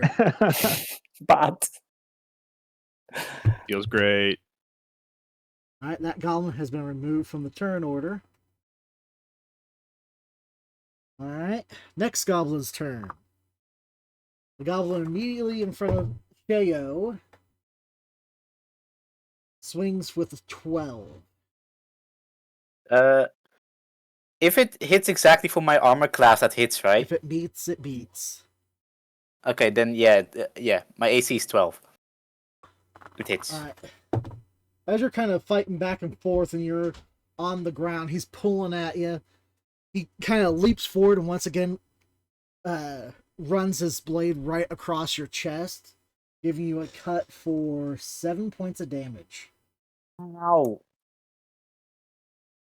They hit hard. They hurt. I'm rolling fairly high on the damage dice. It's actually a small damage dice. And I'm pretty much using the basic goblin stat block. I just gave them like a couple unique abilities which they haven't even used yet. but they will. All I did was Is give it- them a little bit more HP than usual. It's like one of those things where you really think that this slight buff shouldn't matter, but then they have a bunch of good rolls, and it's like, holy shit, Yeah, that hurts. a lot of things come from the rolls. Alright, the next one is the one that keeps cutting you across your leg and ankle. He swings at you for 21, Shea. Ow. Oh no. And he hits you for 8 points of damage. I'm down. Because once again, he Wait. kind of rams his scimitar right into the back of your kneecap. Hey Shayo, did you ever roll for that temporary HP? Yeah, he had 8 temporary HP. He should have, I think. No, Or no, that that wasn't was for the me, dwarf right? That who was got for the 8. barbarian. Yeah, but I think you got some too, didn't you? Because you took your turn after Val, Yeah, so you should they have rolled all- for one. They Oh, so all then I have... Okay, but in that case, Well, you I should have have had exactly some- 1 HP. Temporary HP. All right. There So we that go. means all my temporary HP was gone in the first swing, and then the second swing would have left me with 1 HP. Oh boy. All right. Next goblin.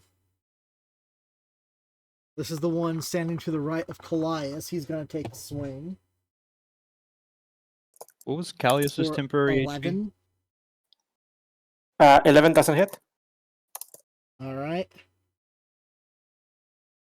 So now he kind of takes the place of the one that just died. That's how his sword kind of gets caught up in the tangled mess of you guys all trying to smack one another. All right. Next up.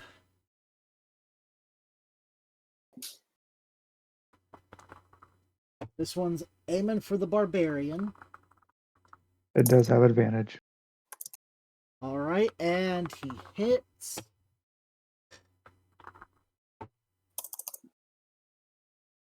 As he this one kind of like grabs you by the beard and he yanks on it and gives you a cut right across the side of your neck for 7 points of damage Ugh. on a critical hit.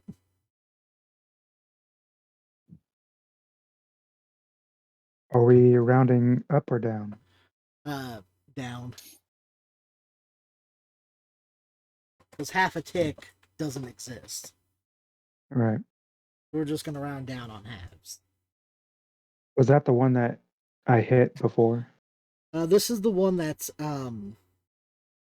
no, this one's kind of to your right, diagonal to you, straight ahead. All right. So he kind of reached forward and grabbed your beard so he could reach through the other two attacking you and hit you. Okay. All right.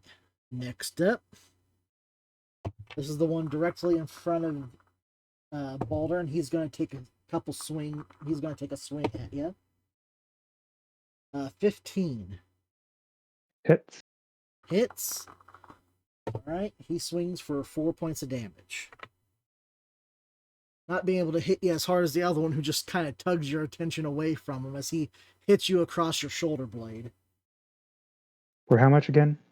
4, so you round it down to 2. All right. All Sorry, right. I forgot I had temporary HP, so The next one, immediately to your right, is going to take a swing at you now. He swings for 15, and that hits.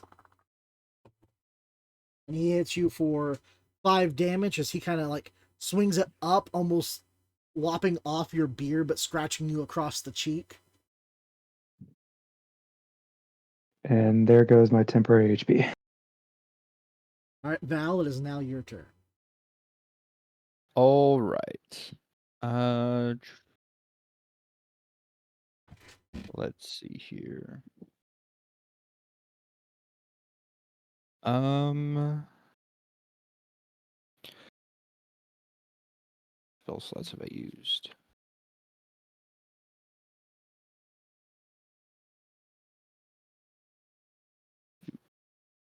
I am going to use Cure Wounds on Sheo again. This is going to be 1d8. He's going to heal 8 HP. And then that will be my turn. All right. Wait, who did you heal? You, Sheo. I think. Yeah. Oh, okay. Because Right. you're at 1, correct? Yeah, so now I'm at 9. I'm constantly on life support because I can't take hits for shit.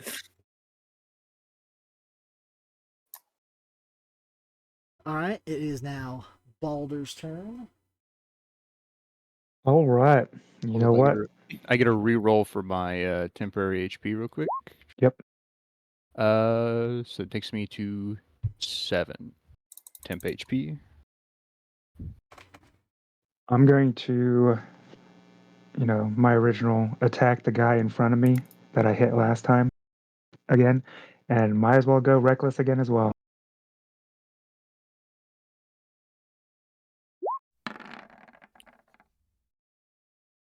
$25. I'm sure that hits. 4. 13. 13, the one immediately in front of you.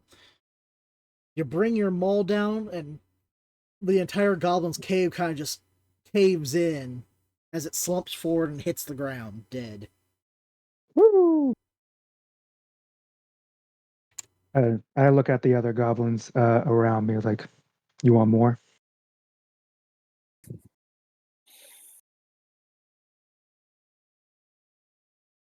And that will end my turn.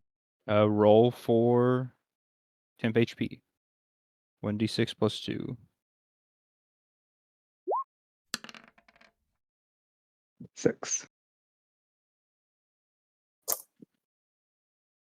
So how does your circle work again? Because it's like when someone ends your turn, you can choose to use your reaction on them, right? No, I don't have No. to use a reaction. Oh, it's They just if any creature who ends their turn, I can in the sphere, I can choose to grant them temporary HP or removed the frightened or charmed status effects. it just happens automatically. It doesn't even take a reaction or anything. No, it does not take my reaction. Wow, It that's is strong. like a certain usage per like short rest, right? So it's my channel divinity, so I get right now 1 use per short rest, Oh, okay. which is the drawback to it. It's like kind of like feels like Twilight Circle, except it's a larger radius. Yeah, it's a Twilight Sanctum is the Oh, what the ability's called.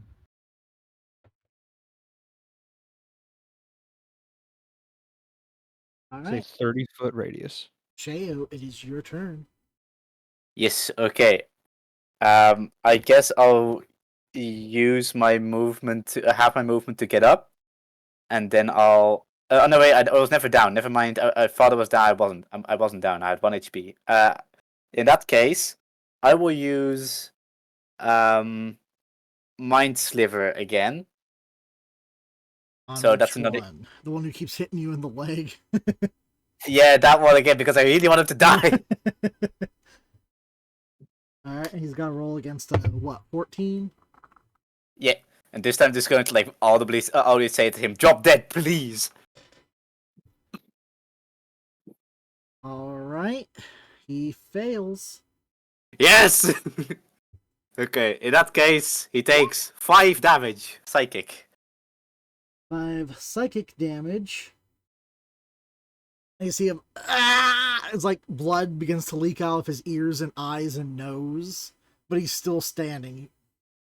Damn it! All right, is that it for your turn? Yeah, that's it. All right, back to the first goblin. And as the turn order begins over again, you guys hear a. It seems other goblins have begun to hear the fighting going on in this neck of the woods. Oh, Oh, there's more. There's even more. We're so dead. There's always I more have- goblins. Fellas, you don't understand. I have 1 spell slot left. So do You- I. You have spell slots? I have 1 spell slot, except like the only spells that are multi-target for me are Magic Missile, Thunder Wave, and Arms of Adar. 2 of which would, since we're fighting in a line, essentially the Vanguard, would also hit you. All right, I- Callias Yes. does a 15 hit you. No, thankfully not. All right, the one directly in front of you takes a swing at you, but you able to from the swing where you snap the other one's neck with your quarterstaff, you swing it back around and you're able to knock the scimitar away. All right, next goblin is dead, so now it is Callias' turn. I am going to hit the one that just tried to hit me in the same fashion as in the other turn. That's a critical hit. All right, roll for critical. So it's twice 9, so he's taking 18 damage. No, it's you roll the dice twice. Oh, we're doing dice. We're doing we're doing confirmation. double the Okay. dice damage. Yeah, it only doubles the dice damage. It doesn't double your modifiers or anything. Oh, okay. Okay. I'll roll a d8 again. So it's 12 then. I'm sorry, I play different game normally. And there it doubles everything. I know, because I have a character that does That was guaranteed crit. 12 damage. Yes. All right. You take a step forward and bring your quarterstaff up, cracking it under the chin of the goblin right in front of you, and you see some teeth fly out. And he kind of spits and looks back up at you. Don't forget to roll your temp HP. Uh, 1d6 what? plus 2. Oh wait, I also still have to roll my temp HP. 6. So you have 8 temp HP. Thank you. Wait, can I still roll my temp HP even though my turn is technically already ended? Well, I reminded you to do it on Okay, your turn, so I would have. Brains don't often brain properly. I'll just because I don't want to die. 6. Okay. I have not gotten the chance to attack yet. I've just been on healing duty. Eh, The one that wanted to murder the most. This is very tragic, in all honesty. I mean, it's like slowly devolving in that thing where it's just like the healer thinks they're gonna get some hits in, and you're like only healing. Except the healer is a murderous person. Yes. I want to murder, but I can't. My allies keep dropping dead. Oh no. All By right. the, by File, the, by the end files of a this, complaint. by the end of this, the cleric is going to hate the entire party. Now it's the goblin in front of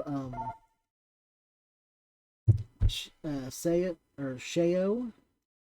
If you hit- 21, I'm if you hit guessing me, you're hits. Yes. Hits you for 5 points of damage.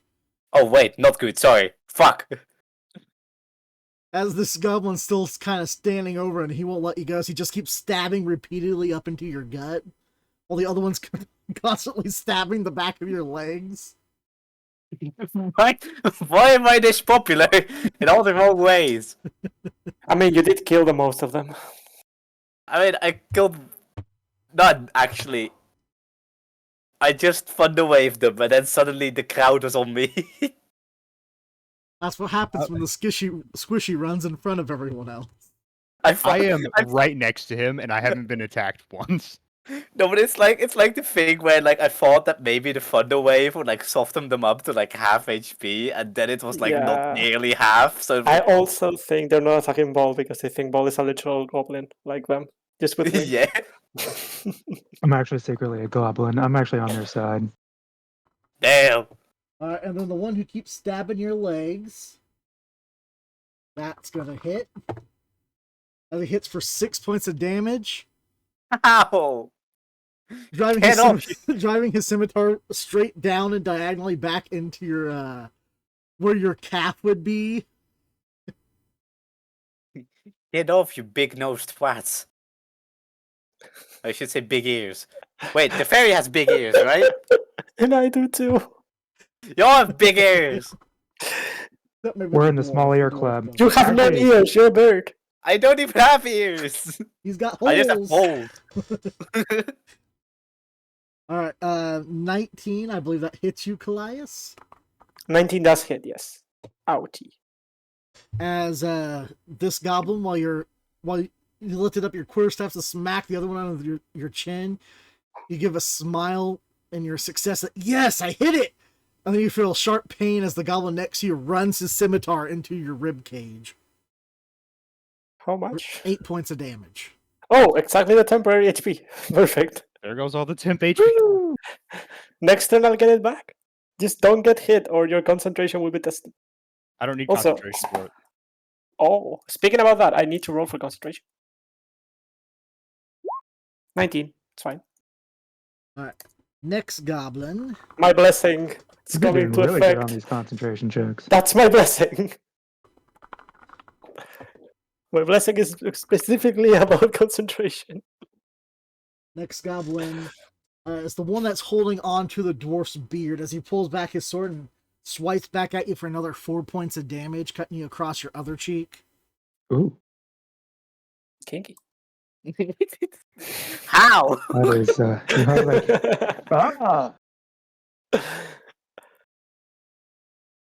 Like everyone is like slowly taking chip damage until inevitably we're all gonna go down the stage. It's just like kinky.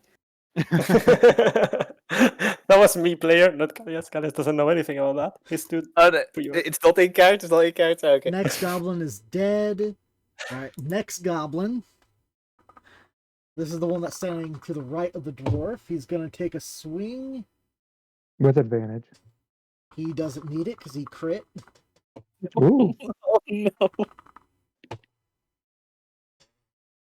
For 5 points of damage. As this time he Okay. manages to cut some of the dwarf's beard as he swings up, cutting also across his nose and lip with his scimitar. I still have temp HP, boys.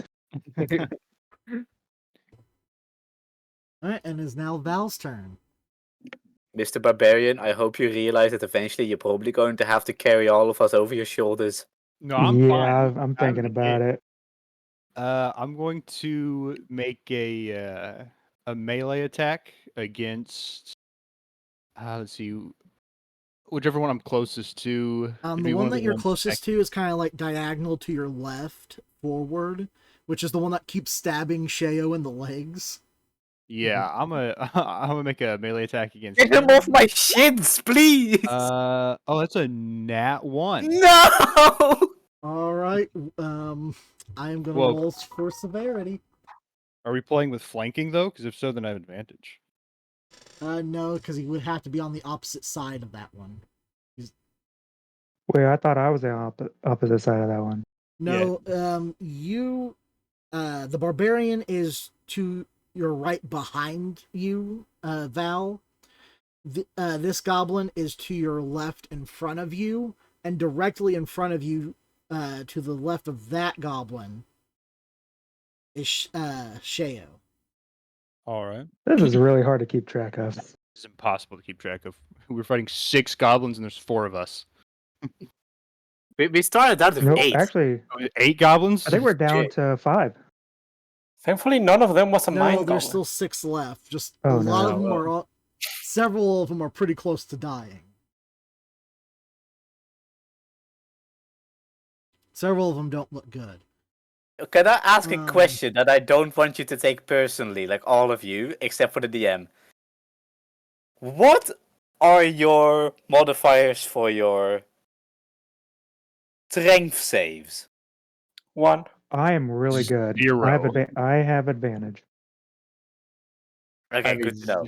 0 strength modifier. Good to know. So, Arms of Adar is off the list. Alright, so Val, you said you took us. You're good. You just missed. Yes.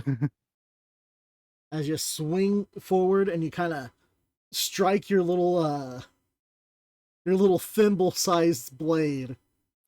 The fairy into, sized rapier. The shield of the goblin that's standing there, and you kind of feel like your entire arm like vibrate and go a little numb, as you're not used to really swinging your blade. All right, Boulder, it is your turn if Val is done. Yep. I'm gonna just roll my d6 in case I get. I've steadily increased my temporary HP by 1 each turn. So we probably have more coming.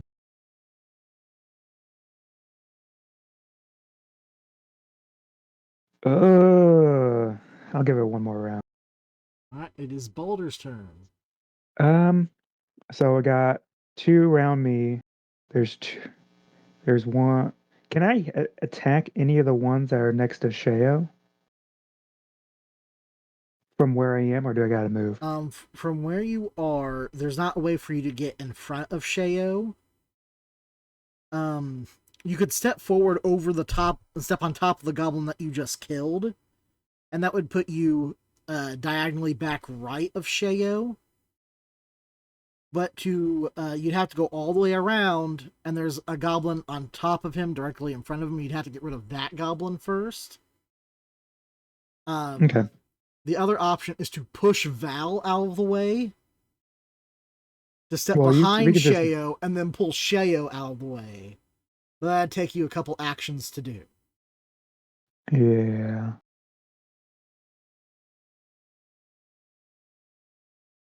And I'll probably take like 4 attack of opportunities, I'm assuming. Something like that. Well, then I guess I'll just have to attack one of the. Go with the goblin. Which one's the goblin closer on my way to Sheo? The two goblins that are closest to you are to your immediate right and forward right diagonally to you.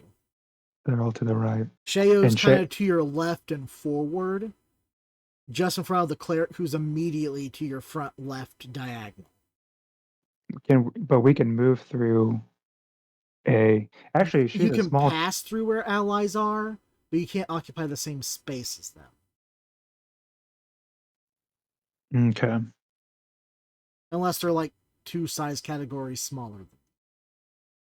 What do I? So I can just move through the Val space and attack one of the goblins that's attacking Sheo. Yes. Is what you're saying? And I'll take some opportunity attacks, but You'll I'll take take it. two opportunity attacks. Yep. They are not at advantage. 21 hits Yep. for 4 points of damage. The other one, 18, which I assume hits, Yep. for 3 points of damage. As these two goblins stab you in the back as you go running off, and you kind of push Val out of the way and move right up behind the goblin that keeps stabbing Sheo in the ankle. And I will attack him. Are we flanking? No. I'll just attack him. Actually, you if know you what? want to flank, you can move diagonal again to get to the that goblin's right, and then you'd be flanking it. No, it's fine. I'll attack recklessly. Try to get them all to focus on me. Does a 13 hit? No. Oh boy. She swing down. This little goblin ducks and baseball slides forward between Sheo's legs, causing you to hit the ground. That is Get away unfortunate. from me, you fiend! Unhunt me at once. Well, unhand my shins, No, more like. he's not going to unhand you. He's going to unfeet you. No! we'll give them something else to hit. So they have advantage if they attack me. All right. That's Boulder's turn. Next up, it's Sheo. Your turn. Yes, okay. I will use. You guessed it. I guess I'll use Mind Sliver again. So that's another. Int save 14. On which one? The one who keeps hitting your legs? The one that I keep trying to kill. Fucking bug. There's like a cockroach underneath my feet. He saves? No, he fails. Yes. Die! Off. Damn it. 1 damage. 1 psychic damage. His head just explodes, and now there's just brain matter all over your legs. That's all it took. He had 1 HP left, exactly. Sheo is somehow more frustrated now, even though the goblin is dead.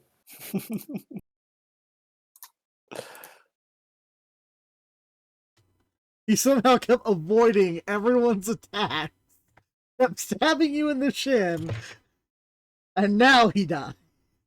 1 psychic At least he's damage. dead. It's like this amount of psychic damage is like a small mental breakdown on a summer's day, and that's what killed him. Alright, Sheo, is that your turn? Yes, to speak. Good, but good. Oh, wait, no, wait, one more thing. I need to roll 1d6. +2. 7. Alright. Now I'm good. Back up to the top of the turn order.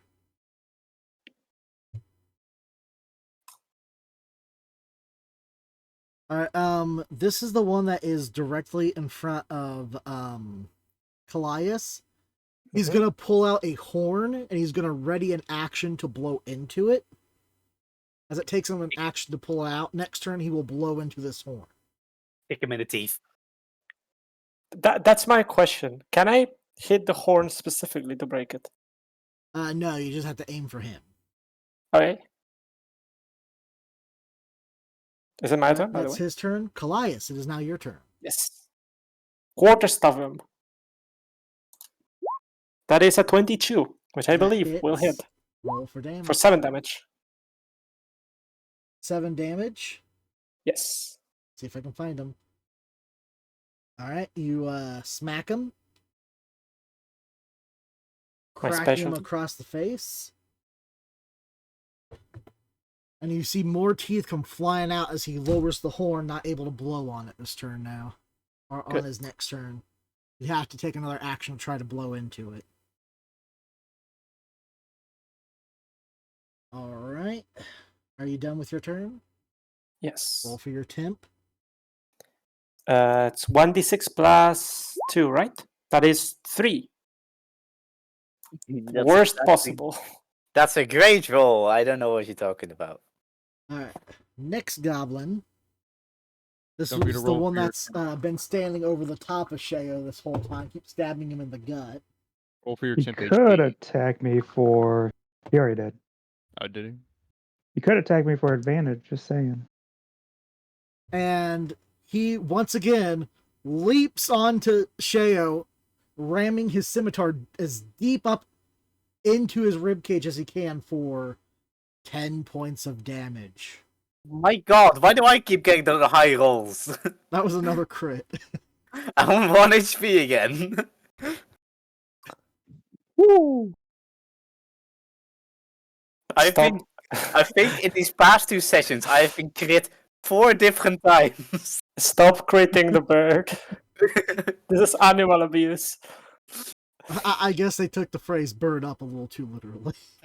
Yeah. Like I swear I will make it part of Shea's character that he's definitely afraid of like anything crit related, even if it's him.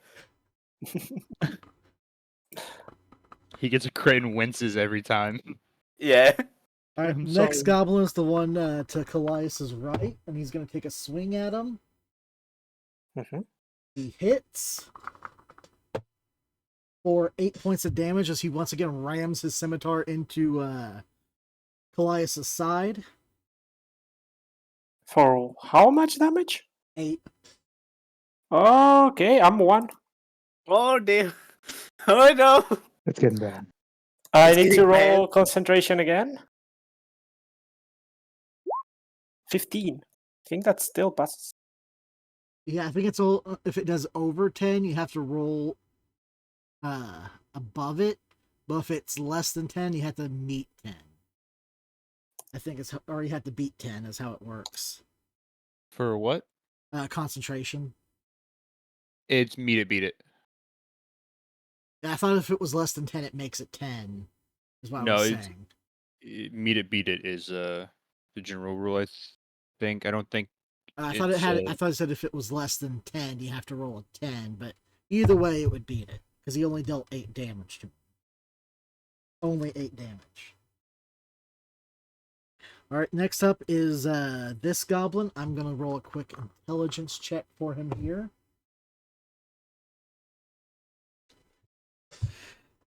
So he's gonna run straight forward, ignoring Val, and running down behind her to get up behind the barbarian.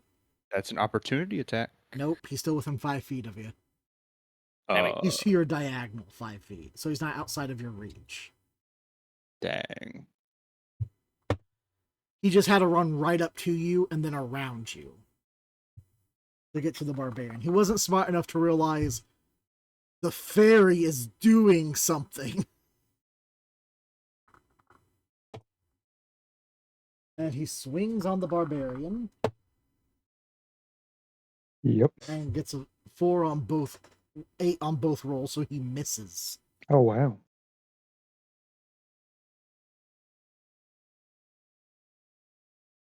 As he's kind of slightly starts watching the fairy bob around and kind of goes wide-eyed for a second, distracted by the little thing with wings that glows. Sure wouldn't be. All right.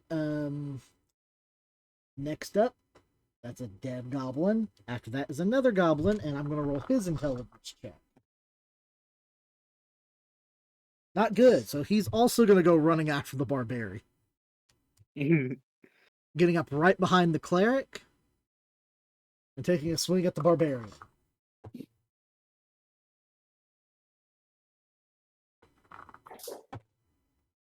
And he hits for 3 points of damage. All right. It is now Val's turn.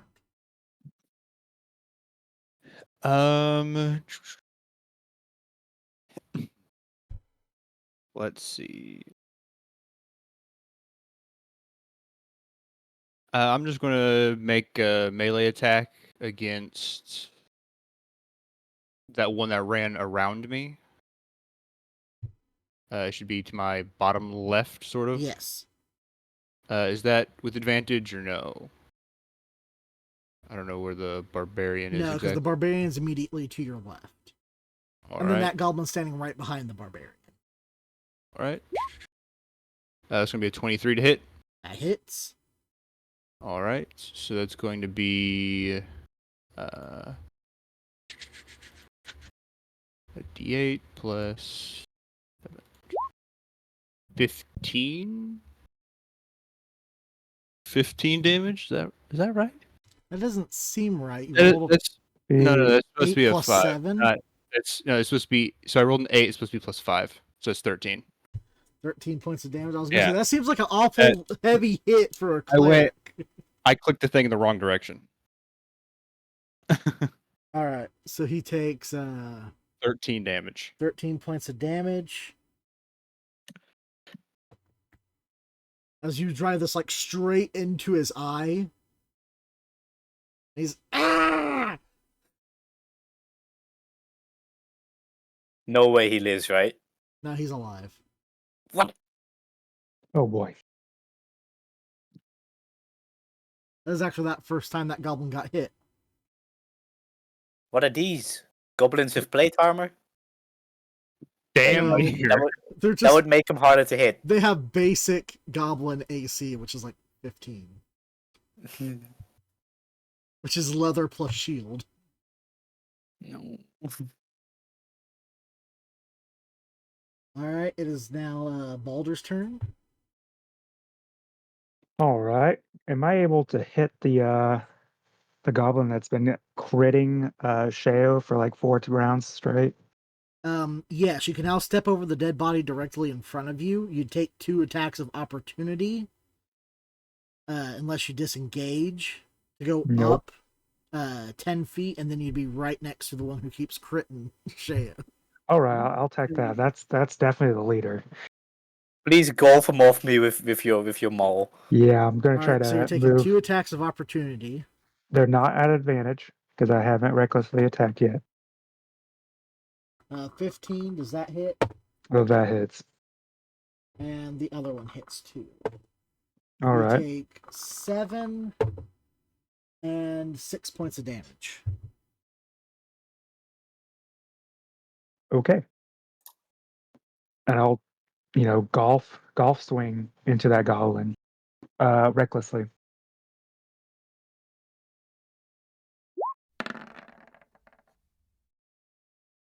$16 16 hits. Roll for for damage. 17. That was almost full. Alright. You pull your maul back and you swing. You double hand it and you swing curving upwards as you smack it into the bottom of that goblin's head and you send it flying, ripping it from its neck. Woo! Oh, 4 and 1, yes. baby. That is another dead goblin.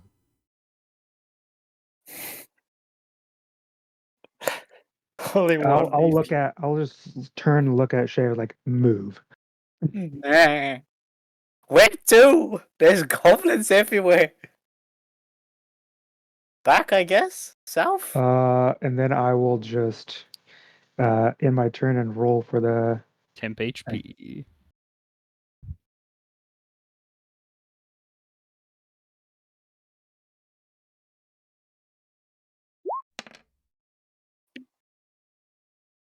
4.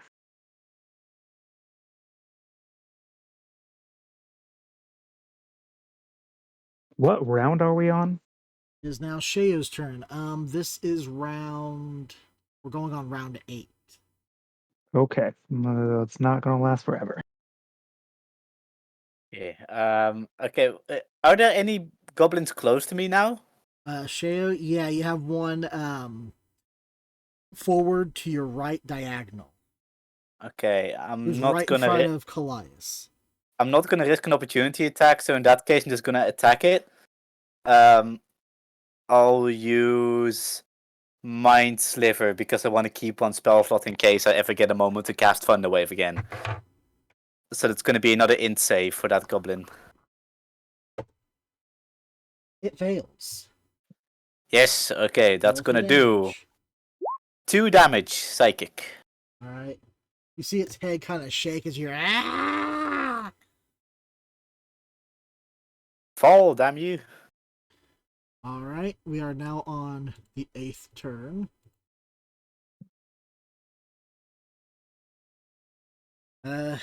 First goblin's going to attack Callias, Oh no, I'm on 1 HP. and he misses. Thankfully. It is, Ooh. now Callias' turn. I'm going to hit him back. Die, please. So that is a 24, If you don't mind, please die. and the damage is 10. For I 10 forgot to points of roll my damage. temp HP again. All right, you swing you pull your quarterstaff back. You're like, I have had enough of this, and you like jam it forward and you smash it straight through the front mouth of that goblin, shattering its teeth and puncturing your quarterstaff out the back other end of its skull. As it kind of just now it's kind of like slowly sliding off the end of your staff, leaving a trail of blood and teeth gore across the front of it. He's not actually feeling pretty bad that he did that. It's like, oh no, that was maybe too much. That's another goblin down. Right after Callias, it is the next goblin's turn, who is immediately to Callias' right. It's now going to take a swing at Callias. And 19 hits, I believe. 19 does hit. And he hits you for 8 points of damage. So I go down. No. This one Oh, kind of no. like jumps forward on top Wait, of wait, wait. Callias while his quarterstaff is still jammed into the goblin in front of him. He starts biting down on it with Wait. those crooked teeth. Did we still have the circle we of still something have- something? Yes. I you still forgot to have- roll. Well, if you roll 6, then you tank that. I rolled a 6. Well, you tanked that. So God. you still have I do HP. tank. All right, well, the goblin still jumps on you. You feel him ripping into you with his jagged, sharp teeth as he starts like punching you with his sword and biting into you at the same time. All right, next goblin's turn. He's going to make an intelligence check. Don't forget, all of them have advantage on me. And he fails, and he goes charging after the barbarian, standing on top of the body of his dead teammate. And he's going to take a swing at the barbarian for 18, which hits. Well, for a second, I thought that was damage. And he hits you for 3 points of damage. All right. Next goblin's turn. He's also going to roll an intelligence check. And he passes. It's the one that was kind of like, who ran up behind the cleric. He's now going to take a swing for the cleric. And I assume a 23 hits. Yep. As he stabs into the cleric for 8 points of damage, That's my temp. tearing his scimitar across the back end and the wings of the fairy. Ow.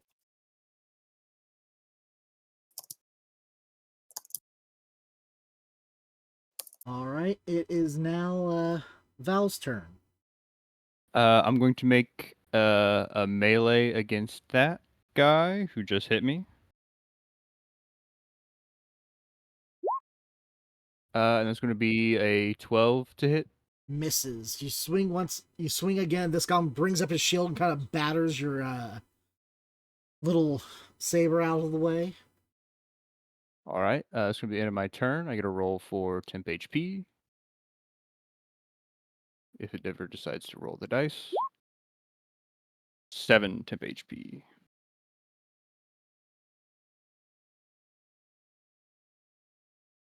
All right, Boulder, it's now your turn. Okay, so I'm assuming there's like a goblin like behind me. Yes. Oh, Callius isn't down, right? No, I'm at 1 HP again. Thanks All to right. I'm gonna turn around and I'm gonna swing on. Do I have to move like I'm guessing like 5 feet and hit the goblin? Which one? The one directly behind you. You don't have to move any. All right, I'll hit him. All right. Recklessly.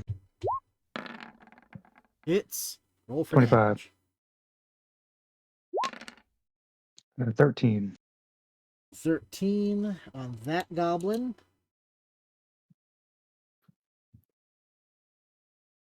You turn around and you swing once again, and you completely cave in the chest of this goblin as it falls to the ground, wheezes for a moment, convulses, spits up blood, and then dies. All right. Yes. We're doing it, boys. We're doing it. Slowly And but then surely. I'll roll for my temp.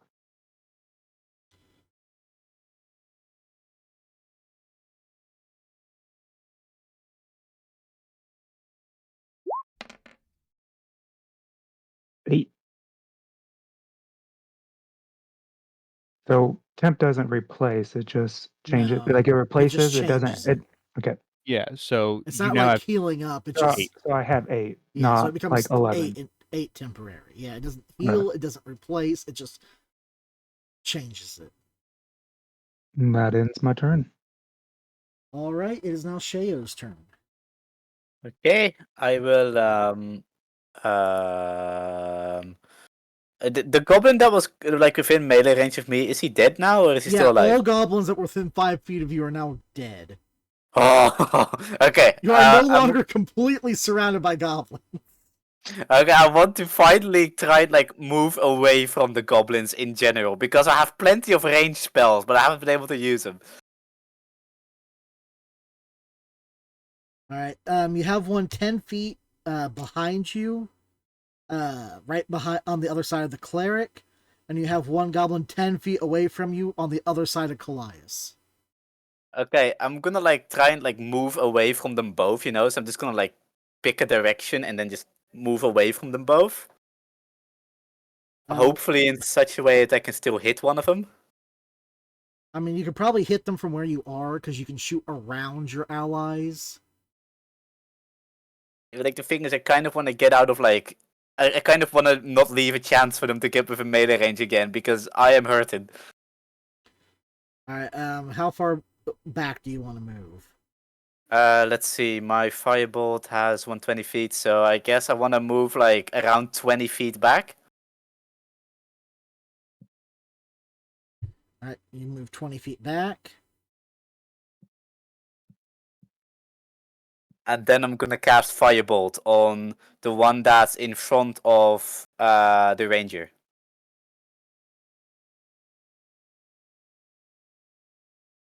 All right. Thank you. Roll it. Okay, so that's not one. Or I'm gonna roll for I hate crits now. roll for severity. Go ahead and roll your damage. Ow. Oh no. Okay, fine. Let's see. A firebolt. 3. Callias, as that goblin is chomping down at you on you, and you're sitting there wrestling and slinging him back and forth. You have him within range of the firebolt for just a brief second before you struggle to turn, and you feel fire into your back. Oh. You take 3 points of damage from your ally. Oh, damn it.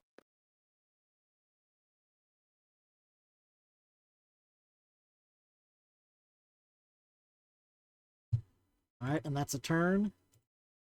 Wait, 10 hit points. 10 Before I forget again, because I HP. forgot last turn. Ah, wonderful, 3. Having a grand time with these rolls. Alright, it is now Callias' turn. Will now hit the one that's nearest to me, as I've been doing this whole fight. So, quarterstaff. 14. Does 14 hit? Misses. Fuck. You're swinging your quarterstaff around as this thing's kind of hanging on to you, biting into your neck. And the way he keeps punching you, every time you try to bring your quarterstaff around to hit him, his sword's knocking your quarterstaff out of the way. I scream in frustration. It is now that goblin's turn.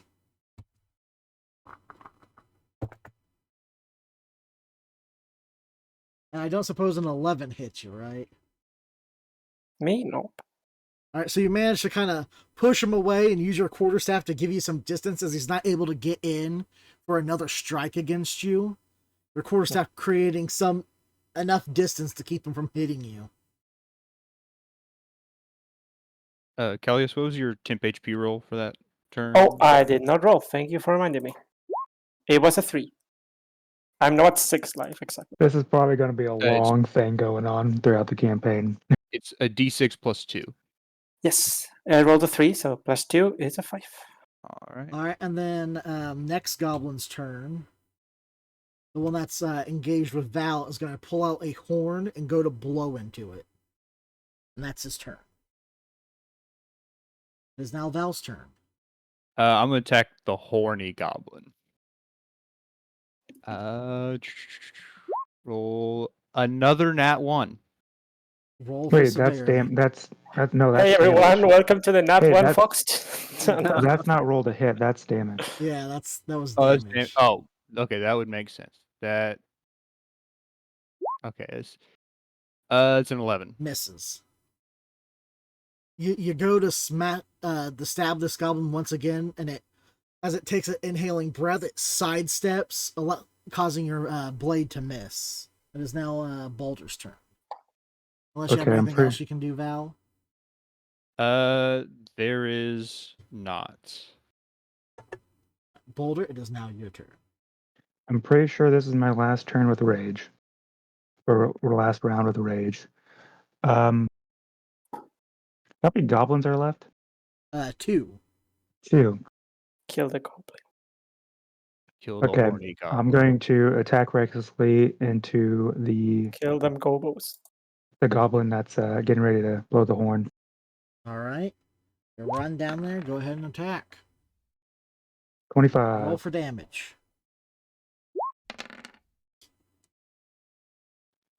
15. 15. You turn and you run and you smack your maul into the side of this dwarf and you hear a nice hearty crack as its spine is now tilting its body sideways, but it's still holding onto that horn going. Oh no. Oh. Yeah, I don't think there's anything I can do for a bonus action. So Unless you want to shove him. I think that's an action. Oh, that's an action? Damn it. Yeah, I think some feats give that to you as a bonus action. Yeah, As of there's right speed. now, it's an action. Alright, it is now Sheo's turn. Okay, the one with the 10 horn, HP. has he already blown on it? Actually, I don't want to No, roll he for. has Can I not. not? Because I have max at temp HP from that right now. So it doesn't matter then. You can roll and then choose whichever value to keep. Oh, Yep. Alright, Sheo, it is your turn. Okay, in that case, the one that's about to blow on the horn, firebolt him. Rolling to hit. That's damage, I think. There we go. That's the hit. That hits. Roll for damage. Okay, finally, 1d10 of fire damage. I'm gonna kill myself. 1 think that's damage. You throw the fireball and it managed to curve its way past the cleric as it smashes into its stomach, causing it to erupt in viscera and flames as it falls back. Dead. ooh. I feel. Why do all my 1 damage hits kill something? You're just that strong. This is only 1% of my damage, old man. Alright, it is now back to the top of the turn order. Roll for temp HP. Oh, yes. 4. And you guys now begin to pages. hear the cries and howls of wolves in the forest around you. Oh. I think when we finish this final goblin, we should cut off their toes quickly and then leave. You're taking their toes? I mean, Why toes? I exploded one of their heads. There's no ears left. Yeah, I sent one of their heads flying. I don't know where that one Yeah, is. I guess that's fair. Take the toes or the fingers. Goblin hands. We need to make sure we get all right hands of goblins. Otherwise, we'd be accused of cheating. If we Or you get should right do and all the left. Alright, left it is hand now because both of them would do Callias' right. turn. How many goblins remain? 1. Is he okay physically? Do I see he's very mangled? He looks okay, but he's not in great shape either. I'm not going to use my thingy for doing more damage. I'm just going to bop him again. 17. 17 hits. Roll for damage. 10. 10. I'm very consistent in my damage. Yes. Alright, you smack him as you bring your quarterstaff around, stepping forward and bring it up, and once again smacking up into the chin of this goblin, swinging your quarterstaff between its scimitar and its shield. Well, nice hearty smack. You hear a bunch of cracks as some of its teeth begin to fall out of its mouth. Alright, is that your turn? Yes. The goblin is still I will roll alive. for... Temp That's HP. 8. I'm doing so well in that. Wait, hold up. Hey, Callius, have you been using the favorite foe? No. Because I thought we would find a bigger enemy, but the bigger enemy refuses to come. All right. I've been thinking like there was going to be another enemy ever since we blew the horde, but there's no enemy. I have another enemy. This goblin kind of looks around at the carnage, freaks out, and he uses the disengage bonus action, and then he dashes away. That's still only... He's still in difficult terrain. Yep.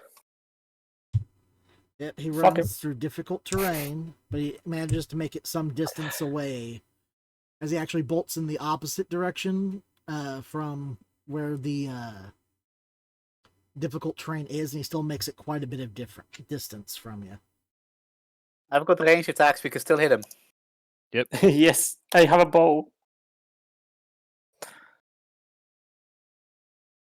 All right, We don't let people escape. They are worth money. Val, it is your turn. So that goblin is going to have to make a dexterity saving throw against 13. What's the range on that? 60. 60? Okay. Oh, no, that is the wrong size dice. Dex save, you say? Okay, He 1d100. passes. He passes. All right, then nothing happens, and I end my turn. All right, it is now Baldur's turn. How far away is he? He has made it a total of about 50 feet. Ooh. And that's away from Callias, who's 5 feet in front of you, so he's a total of about 60 feet away, or about 55 feet away from you. I won't be able to hit him. So I'm going to start cutting off ears with my hand axe. Shayo, it's your turn. I want a firebolt to running goblin. All right, go ahead and use firebolt. Or how So- far the range? How far is your range with firebolt? It says 120 feet. Okay, so you should be able to hit him. Okay, there we go. That's 25 again. All right, that hits. Roll for damage. Ooh, 5. 5 fire damage. 5. That fireball smacks square in the shoulder blades of that goblin as it drops dead. Yes! Poor Glorbo. All the goblins are Keep dead. We're well past the halfway mark. Let's all take a 15-minute break. Sure. Oh, All right. You guys want to hear my rough healing total for that? Go sure. ahead. I healed roughly 100 damage. Oh. Yeah, That is a lot. that is a hell of a lot. Make that 106, by the way, because I just rolled again. I don't think you can count temporary HP as actual healing, though. It It's sort not of really is, really. healing the damage damage. mitigation. It's damage, damage mitigation, mitigation. but it's not healing. It is the equivalent. If you're below, I only counted damage. I only counted temporary damage that was depleted. If you give someone temporary hit points who's downed, they get back up to 1 HP plus the No. temp HP, right? No, No. they I don't think gain they- any. They don't gain any temp HP because they're unconscious. Oh. I think they do gain temp HP. It doesn't count unless they get back up or something stupid. They've changed the rules several Because times it's on temp kind of HP. like a magical shield almost more than it is actual like health.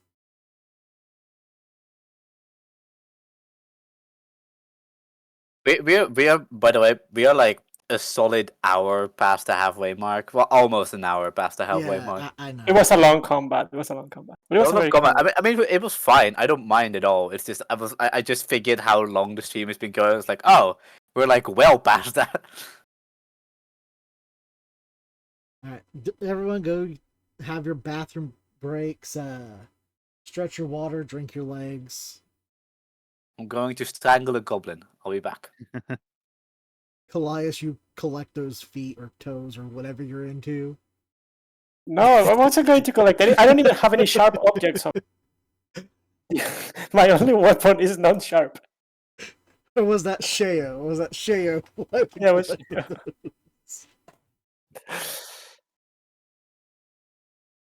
Hello, Nelgado, and thank you for showing up. I really appreciate it.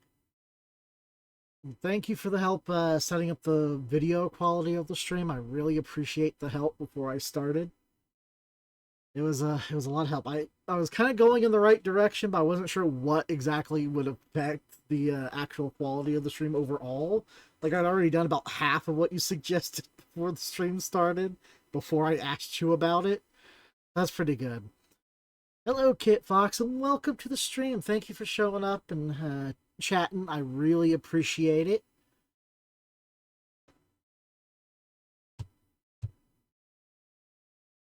I hope you all were enjoying watching the combat and the shenanigans as the group attempted to fight off this horde of goblins they chose to attack. It was a small group, luckily, and no more than a large hunting or a large scouting party, rather. So not too terribly much to worry about, other than just the sheer numbers of them. You know, you know how it is.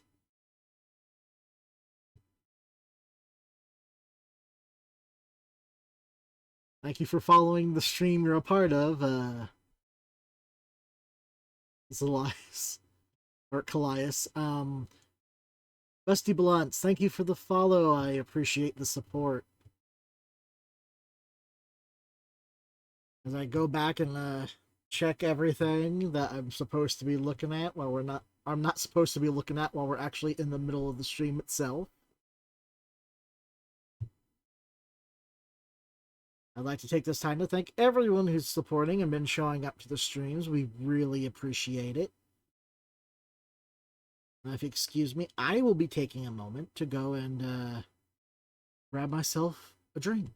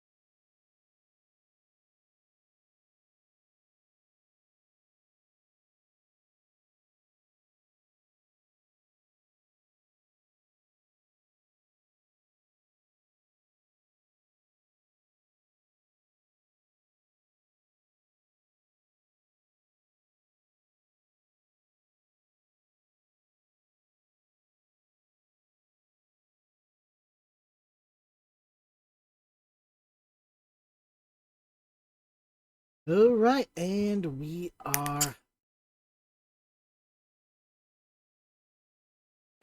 All right, so you guys have 8 dead goblin corpses lying around on the floor around you. Did I manage to cut one ear off with my action? Yeah, That's you guys can start collecting the ears off these goblins. We What need to do this about the- quickly, and we need to get out of here. There's two problems here. One of them got golf balled across the field, and the other one went splat. Collect their hands. Collect the right hands. Oh yeah, hand. Right hand specifically, or can I choose? Choose the right hand. They all need to be the same, because otherwise each goblin produces a right and a left. So it won't look like we had enough goblins. Fair And if one point, of these okay. goblins has 2 right hands, that's extra money in the bank. I'm gonna take the right hand of like one of the goblin that went splat, and then I'm gonna start like jogging over to the goblin that tried to run away. Tried being the keyword. Yes. Now he's Right, got a all burn of you mark. roll for survival. Oh no! Guidance for who has the worst. I That was have a 14 +0. survival. Does anyone have worse than a +0? No. No, I Nope. don't think we. 16. Okay, in that case, I would like that guidance. You get the guidance. I only got an 8. Oh, I didn't need it, but it's still helpful. I'll take 1d4. I mean, we're just cutting a hand off. It's not going to be. There we go. 18. All right, so between the 4 of you, you all kind of start. I do need to lopping point off- out I cannot cut any hands because I don't have a knife. I I only can- have. I can I have a spare toss knife him one to of my give you. hand axes. Okay, then I can. Otherwise, I just have a wooden sword. It's my I'm only gonna weapon. say that you each have like a little honey knife that's not really good for combat, but it's good for this purpose. I see. You know how like in Monster Hunter you kind of have that like one knife that's always like latched into your back, but you use it. It's only used for carving. You Yeah. don't look like a big old machete. That's essentially what you're using. Is it's just a more small, actual knife-sized version of that for carving. Just real quick, did you have the stream come back up? Because Yeah, I think it's still on. I'll be back. it should be up now. It's just there's a bit of lag, or it could even have Delay. a delay. Yeah, it's on a bit of a delay. On top of that, if for any reason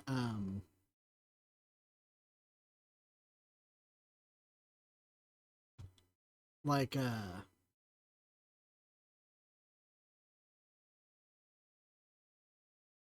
I lost my train of thought.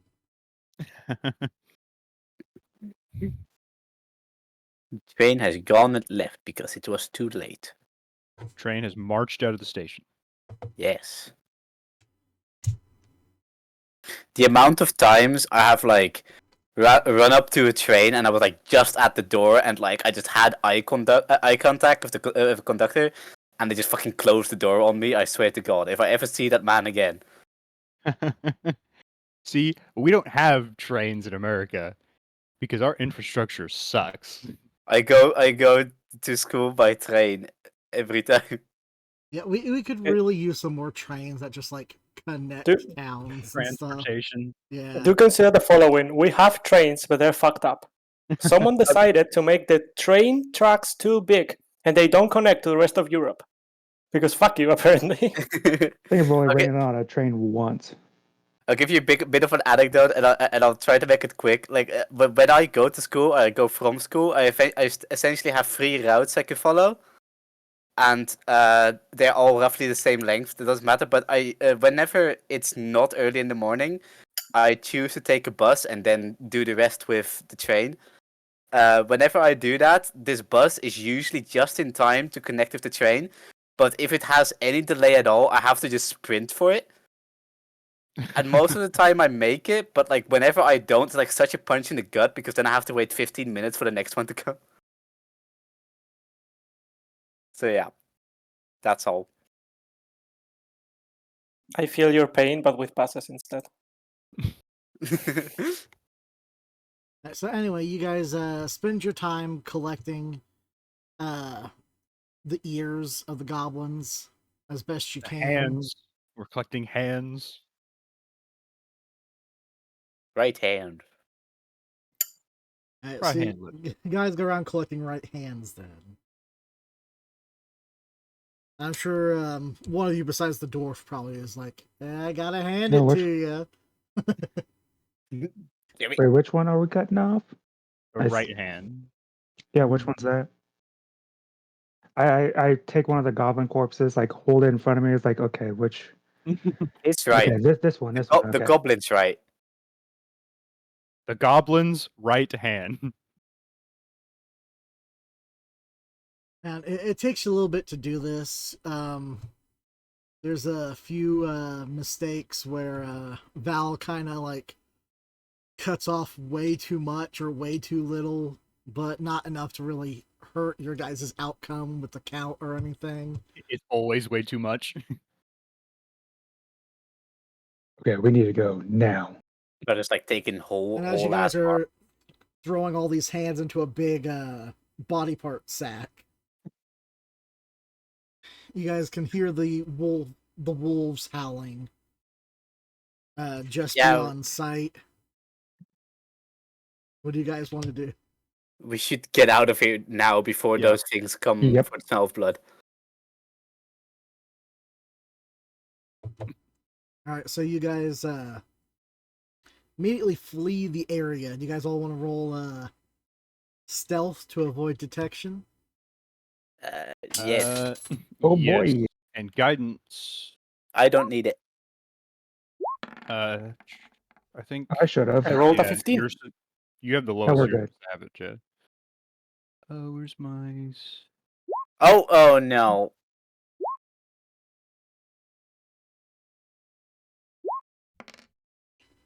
Well, that's not good. 14. 7. 9. So you guys all managed to make your way back to the town. You're relatively certain you didn't lead the goblins back to the town. Yeah, the guards can deal with them. Yep, not our problem. We're gonna come back to this town in like a week and everyone's dead. As you guys come dragging your way back into the town. Oh, I'm fine. I didn't take a single hit. You did take a hit, but Man. your temp HP took it. My HP stayed at max the whole time. She was like absolutely soaked in blood from head to toe.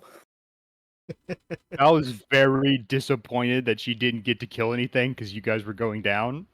But she has like 2 almost whole arms that she seemed very happy to cut up. Gallius is distraught. It's like, fuck. Can I see like So much blood. the face of glee on Val? Yes, very much so. I look over to Sheo. We gotta watch her. She might be dangerous. Might. Hey, I hear that. Hey, I saved your ass. So those are definitely not the goblins we had at home. But then again, we did fight them off with me and a whole bunch of other dwarves. Sheo got like so close to death a bunch of times. He's like super jumpy. So anytime anyone talks to him, he like kind of just like startles him a little bit. Normally, adventure is easier. I say, slumping over my sword, like using it as a cane for moving. Was this in any of your stories?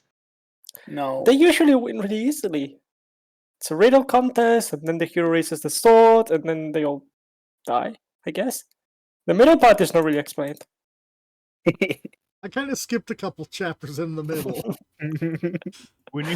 How much wine are you drinking when you're reading these stories? Or I hearing them? couldn't drink wine when I was hearing them. You couldn't. No. So, as you guys are walking through town, everyone kind of gives you guys a wide berth since you're all just like soaked in blood, and most of these people are like merchants and well-to-do, wealthier people. As you make your way back to the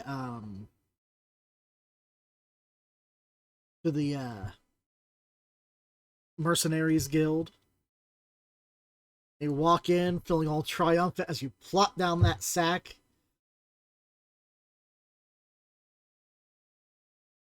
Where you guys going? I really need a long rest, but I think we should hand this in first. Yeah. And Yep. then take a rest. Okay, so this has to go to the Adventurers Guild, where we have to hand them in, and then we should get a few silver pieces per hand. We're handing the hands to Yep. get handed Yeah. money. Hand over the hands. They're getting a little handsy. I'm still psychic damage now. Oh no, you're gonna die. take 1d4 psychic damage. Just It's the wrong DM to say that to. Wait, by the way, how long does a temporary HP last? Like, do we still have it? no. No, we don't. We won't. I think okay. that one's I think that one's like while you're in the aura, or I'm not No, sure. so the temporary HP lasts as long as any. I just can't give you more. Okay. Alright. So Yeah, I it's still have it. until a long rest, or until you rest at all, or something like that. I'll have to double check I that. think it's long rest. So it should think still be mo- on me then. Yeah, I think most temp HP is long rest. All right, so until you take a long rest, you will have the temp HP. Okay, so in that case, let me redefine what Shero looks like right now. He's like absolutely soaked in blood and like limping and like basically on death's door, but he has like a kind of like a shiny shield around him. Yeah, there's like an aura of like dim light, just like like just slowly, almost like fog coming out of your fur. I'm Or your just like feathers, walk. not fur. I was like walking into the Adventurers Guild, except I'm just like there's like a tiny quarantine dome separating me from possible death. Right now, a mosquito would kill Sheo. Yeah. If anyone even throws a pebble at me, I will die. Roll for initiative. Swarm of mosquitoes. No. That would be trips and dies. one heck of a way to die. So you guys walk into the Mercenaries Guild. Coming in through the front door, you got the reception desk. The lobby seems to be full of, other mercenary groups laughing and drinking and having a good ruckus of a time.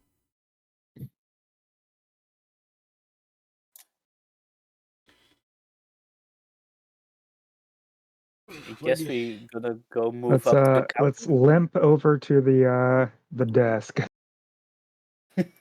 first contract already almost dead. I'm good. Yeah, Val's just honestly, like I'm pretty ahead fine. of all of I'm you. fine too, honestly. The two tanks are alright, and the other two are just The completely. two tags were not tanking. They were far away. Hey, I I was had in the 3 middle on of him the for a fight. while. I was only rolled against once.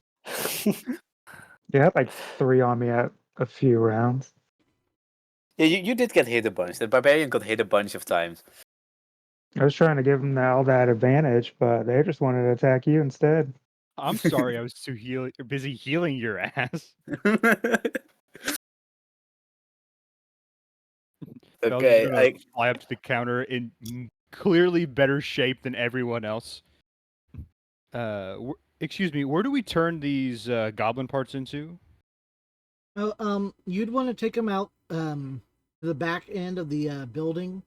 We have our own carver back there. Butcher, he'll take care of the goblin parts for you.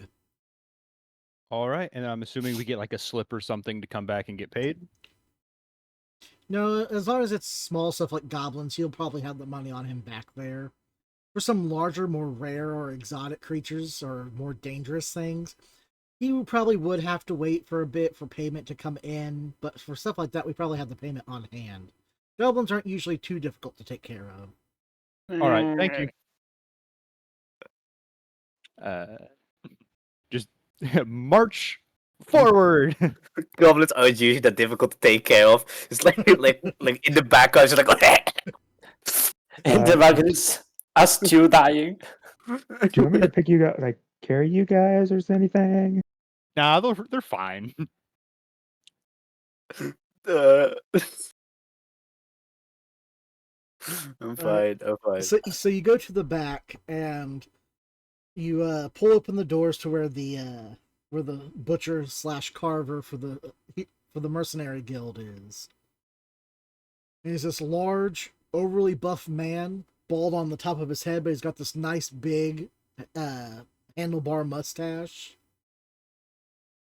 He's wearing a white apron. Well, at least it used to be white anyway. You can still see like little specks of white underneath like all the blood and other monster parts and viscera that's coating the apron. And he actually has what appears to be a the carcass of a giant squid, or at least what remains of it. As you see him kind of carving into it and pulling out, separating parts and pieces of this creature. Ah, hello. What brings you fine folks into the shop? We've got a couple goblin parts to turn in as part of a quest. And now, how much did you bring me? The whole goblin, or just parts of the goblin? What you got? We just brought parts to identify. Alright, so just the basic bounty parts then, alright? Let me see what you got. He takes the sack from you, opens it up, and he kind of shuffles through it a little bit. 8 goblins, huh? Alright, let's see here. 8 goblins. I feel obligated That's, to point out that we took a bit more than necessary. That is 4 gold pieces total for the number of goblins that you killed. Sheo crying in a corner. And for He's fine. taking on the quest total for the day, let's see, for 1 day, 1 mission, that's another gold apiece for each of you. So that's 2 gold each. Yep. Thank you. That's enough for a room at least.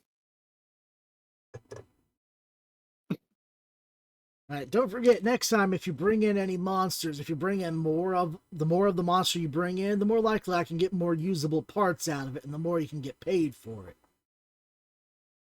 We'll keep that in mind. Val is clearly like bubbly and happy. While like Meanwhile, the rest of us. Quite literally in a grave mood.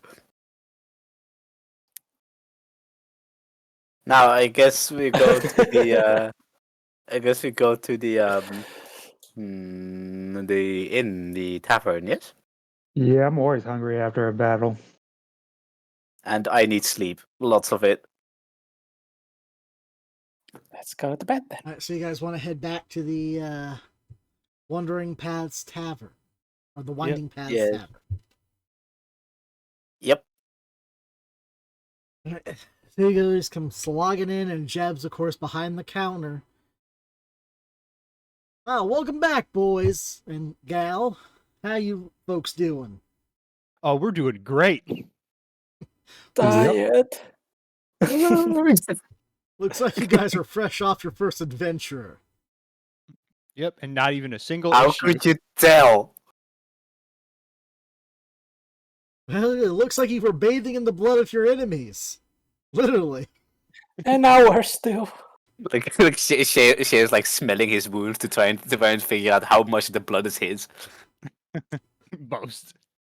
Because I mean, obviously the answer is most of it, but like I kind of did get goblin brains splattered over me, so Most of the viscera isn't yours. Most of the blood is. yeah. Now, I suppose you guys will want a room since you came back here to wash up before meals tonight and drinks. I really need a room with water. I'll take a room as well. We should all take the same room. Yeah, Okay, we take- can probably split it. Can we get a room for 4? Room for 4. All right. And I'm assuming you guys joined up with the guild again. The Yep, we Mercenaries Guild, right? Yep. Yeah. All right. That means you guys get a special discount. Ooh.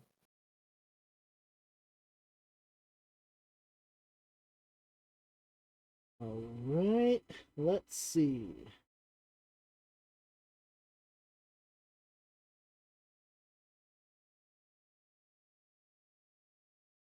That'll be 1 gold, 6 silver. Okay, I I'll guess lay we're it down. splitting that between the 4 of us. Um, No, I'll just pay it. You pay it? Oh no, Okay. that'd be for a 1-person room. For a 4-person room, that would be probably a total of 4 gold. Yeah, I'll still pay it.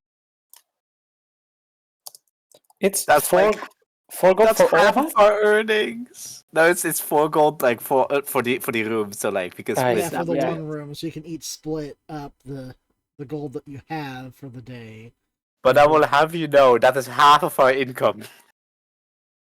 But it does give us food too. So technically, like that's like our cost to live is half of what we earned today. So like that's actually a pretty good yield. Yeah, I'll I'm pay ass- all of it. That's fine. You I'm guys assuming keep your there's also stuff. like a bath or something as well. Yeah, there's a magical tub up there you guys can use. Good. This is appreciated. And Sheo is gonna like kind of just start stumbling up the stairs very slowly, like halfway in, kind of like almost trips and then goes on all fours the rest of the stairs. Oh no. I'm I'm going actually, to go do little jumps with my hoops, one step at a time. I'm actually gonna eat the roasted chicken before, and I have a few things available before I head to hay. All Yeah, right. I was probably gonna have a small meal.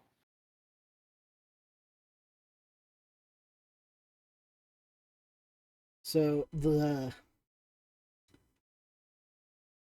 Boulder gets a big plate of pulled roasted pork that has been glazed with honey and barbecue sauce, along with garlic salts, and there's even like a sprinkle of Parmesan cheese over it. Oh yeah, I dig in. That has been served up along with a large, super juicy heirloom tomato. It's probably about the size of your fist. And a handful of sweet honeyed bread that has been split open down the center, so you can actually pack the pork into the bread, even if you wished. All right. Val gets soup. Soup? Soup. All right, you want the soup? Yes. All right, for soup of the day, you get served up a fresh clam chowder that is super creamy, is warm, and you can taste the pretty much the sea. It's cooked with sea salt, garlic. It has a serving of garlic bread with it. It has melted cheese over the top, and it's full of carrots and celery, and on top of that, there's a few other tangs of other seafood mixed in as well for you. Soup.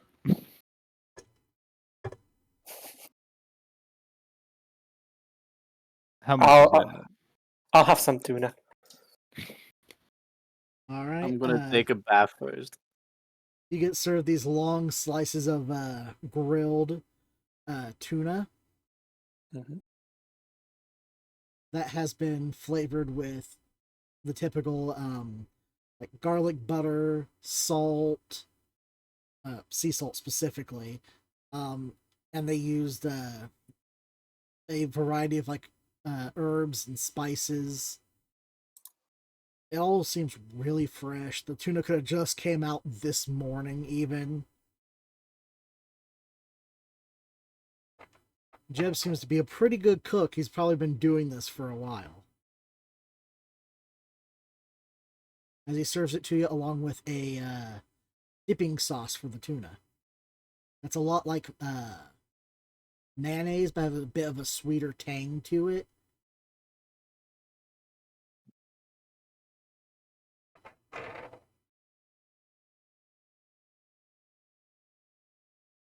And Sheo kind of drags himself up to the upper floors to go take a bath first. I'm gonna kind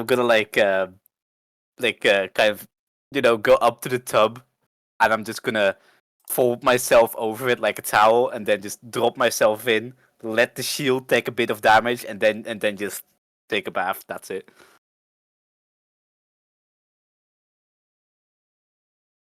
Just jumped head first into the tub. Can I like say that the bath is a short rest, so I could just like get a little bit of HP back? No, but it does get like all the blood and viscera off of you though, and helps to clean your wounds up some. Okay.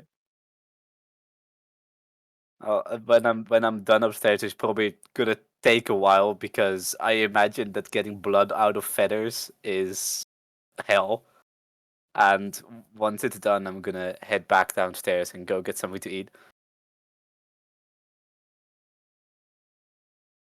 I would like. Wait, last time I had mice.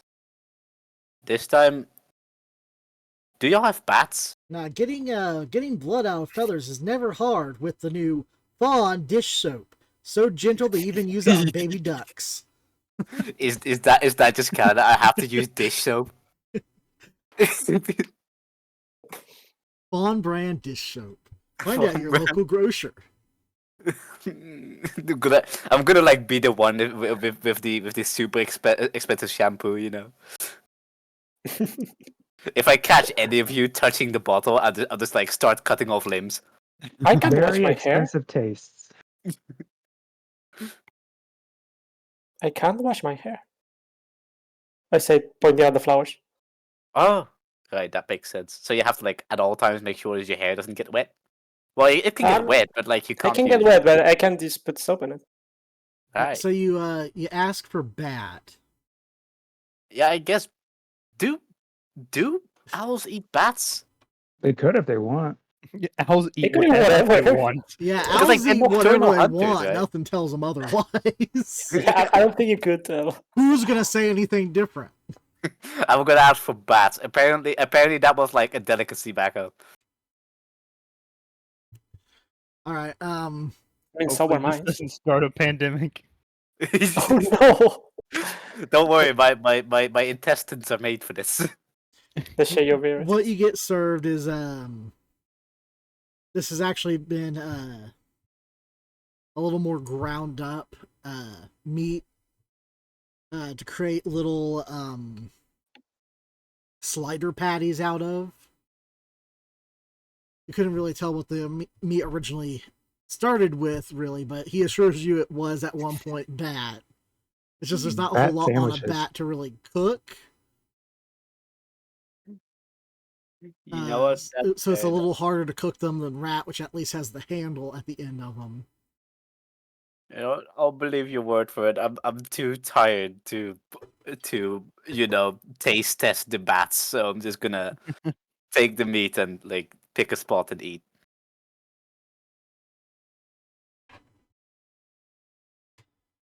Is there anything you guys might want to talk about or anything while you're down here in the lower part of the inn? I guess that was like officially our first adventure. Yeah, it was a first blast. Yeah. That was Yeah, our it was first adventure. easy. We're officially adventurers, guys. No longer bloodied, but still like basically super Traumatized. injured and super tired. It's like yeah, went great. I take a bite of my tuna.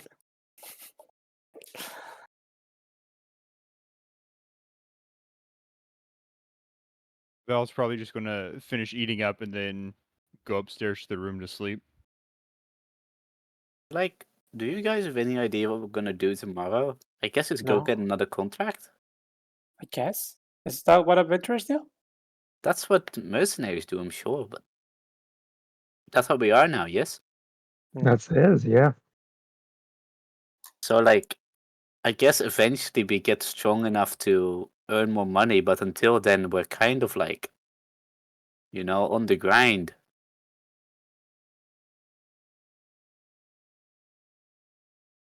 Well, I think if we're gonna do another contract tomorrow, I'd best go get some sleep. Oh yeah, So- we all should. I'm gonna go upstairs to the room and just like the night before, make a little bit of like a nest out of the sheets and then drop to sleep. You can see on Val's bed, there's a little tent set up on the bed that she's inside of.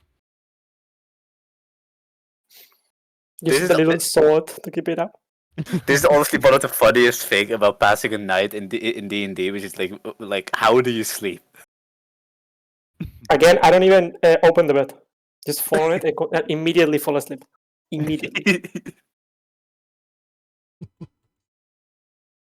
Before I go upstairs, I'm gonna look around the tavern. Is there any other dwarves in there?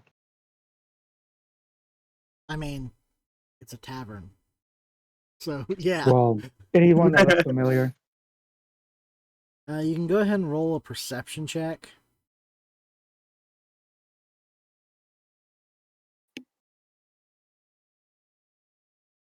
Oh, 1 second.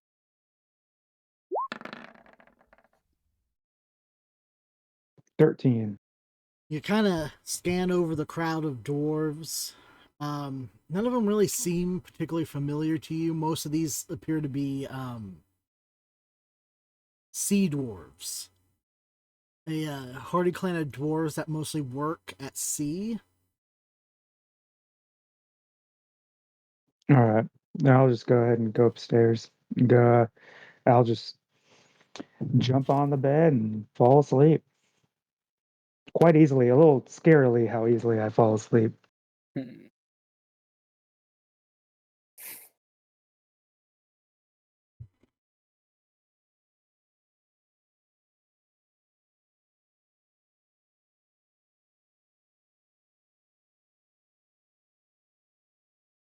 All right, anything the rest of you want to do? Not really. Nope, Val is asleep. Said I immediately fell asleep. Zero control. I think maybe being an owlin and all share would wake up a couple times during the night because maybe those nocturnal tendencies are a bit difficult to get out of your system, but other than that, just sleep through the night. All right. So you guys end up sleeping through the night, and the dawn of the next day. It is now day 3 of your guys' journey. You now have 2 days before the moon crashes. Now, Oh no. 2 days and we earned a grand total of 2 gold Nothing. coins each. We own nothing. No, we also got the bonus from the gnome for signing the Yeah, that contract. was like 50 gold Alright, per yeah. each 50 of gold, you. 50 gold apiece. So we have 16 because we also spent some. Not only that, but I also own 5 different properties back home. Wait, when did we get gold from the? We When we got signed the 50 gold. contract. Yeah, for signing the contract, because he was essentially buying you guys as a mercenary group, he essentially bought you guys for 50 gold apiece. That's what we're worth. Capitalism, it sucks. I did not factor that one in.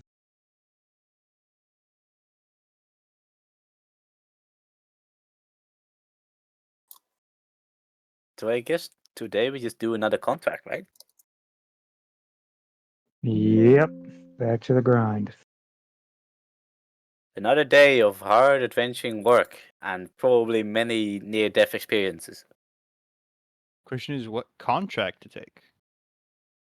We have options, right? One of them was a kobold hunt. Is it the next Probably morning? Sorry. Probably a risk to take that one. Yeah, There was there also might be the a one about the sea cave, right? Like this, the cave close to the shore that was probably partially submerged, and the contract was to like explore it and map it. Except like it was the most expensive contract, so we assume it's dangerous. You can also hunt goblins again. No. you could. Sea cave. See, you know what? I need my money. Money. Sea cave. Yeah, for all we know, there could be goblins there. There could be trinkets. There could be Wait, anything shinies. in the sea cave. There could even be a sea cave. I By the like way, going to the sea cave. if we find goblins in the sea cave, can we turn in their ears too? Yeah. I don't see why not. Any monster that you kill, you can turn in for a bounty. It's just that there is specifically an open hunting license on kobolds and goblins in general. In that case, my vote is on the sea cave. I'm down. I think we should go to the sea cave. Sounds like adventure.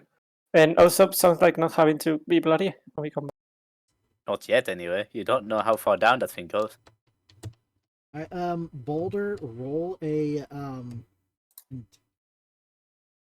intelligence check for me. Oh boy.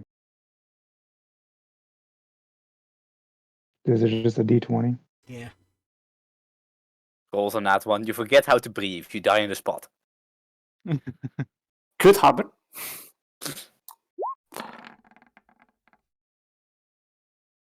You know, you never know what can happen. You start thinking for a second, but then the second passes. First time that happens. Yeah, it happens a lot. Every 60 seconds, a minute passes. Interesting.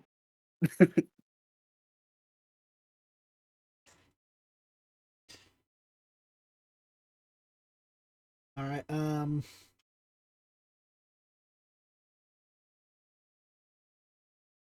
Callias, you roll me a wisdom check. On it. Or intelligence, sorry, intelligence. Oh, that's way worse. That's a 6. Same thing. You start to think for half a second, and the second passes. Oh, Mr. DM, pick me. I've got a +4.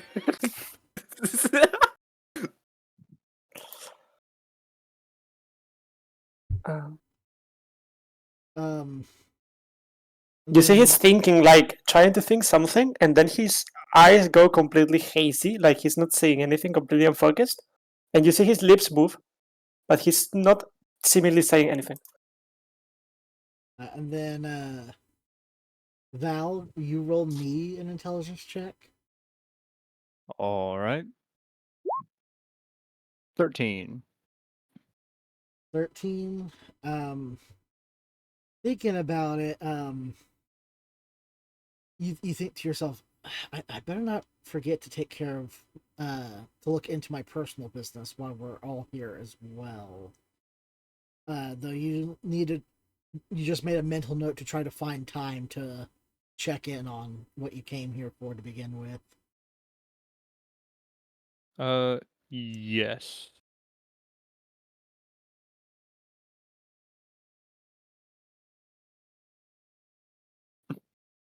But for right now, sea cave.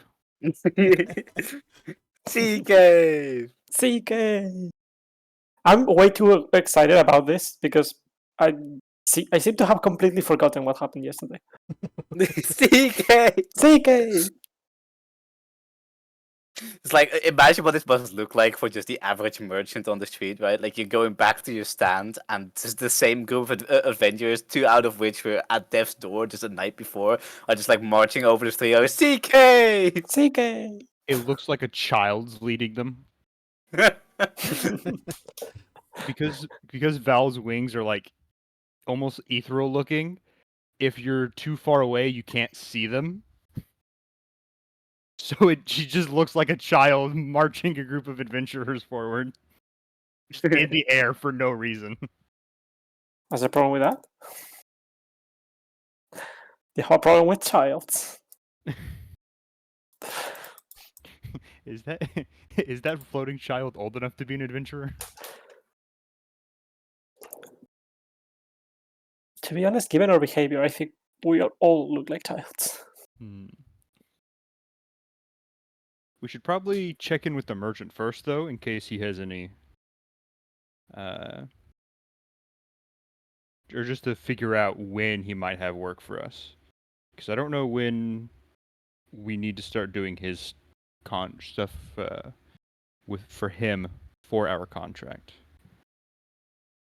Oh right, yeah, he was like preparing stuff, right? Like we had to check in with him from time to time. Yeah, I think we have to do at least one job a week for him. But that doesn't mean we have to do. He might have not quite that many jobs for us, or he might have more jobs for us. It might take him too long. We should still probably check in. Okay, so to the gnome away from home first. Yes, and then to the sea cave.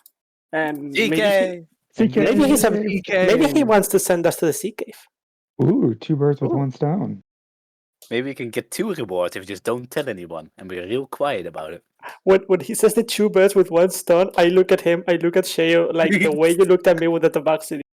It's like if Shay is like the most brain dead hazy look ever after this goes right over his head. Alright, so you guys are heading to the gnome away from home, and you find yourself inside of Nicholas's shop. Oh, are you back? Did you guys enjoy your first adventure? Yep, Yeah. It was easy and there wasn't even a single issue. It was Yes. fun. I've been better. Excellent, excellent. I was a little worried. Feral goblins can give you quite a bit of trouble. Don't worry, he's just being a bit dramatic. It is like lift one arm and just like gashes all over it, like all over my legs. He's just whining. It was fine. We did great. It was fine. Everything's fine here. How are you? Nothing to see. Who is this? What's your operating number? So I look at him. Do you have any quests for us? Anything we could do? Actually, I was just gonna start looking into it. There is I was just starting to look into something. I do believe I have a lead on a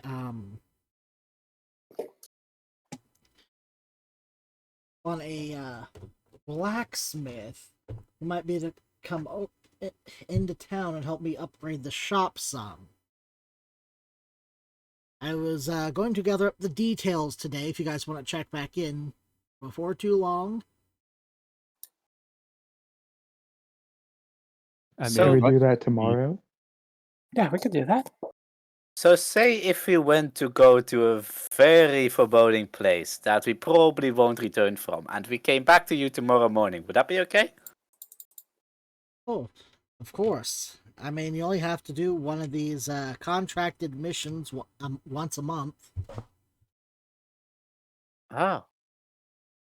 At least at your guys' level. So we don't have to do another one today. But how do we get paid if we don't do another one? I mean, we have a bit of bank, right? Like, we have some money between us. Yeah, you guys do have some money on you. You are getting paid for the missions that you're doing from the guild. It's just that doing contracted missions do pay more. Because, you're contracted for them specifically. Mercenary work is more to tide over your everyday expenses between contracts.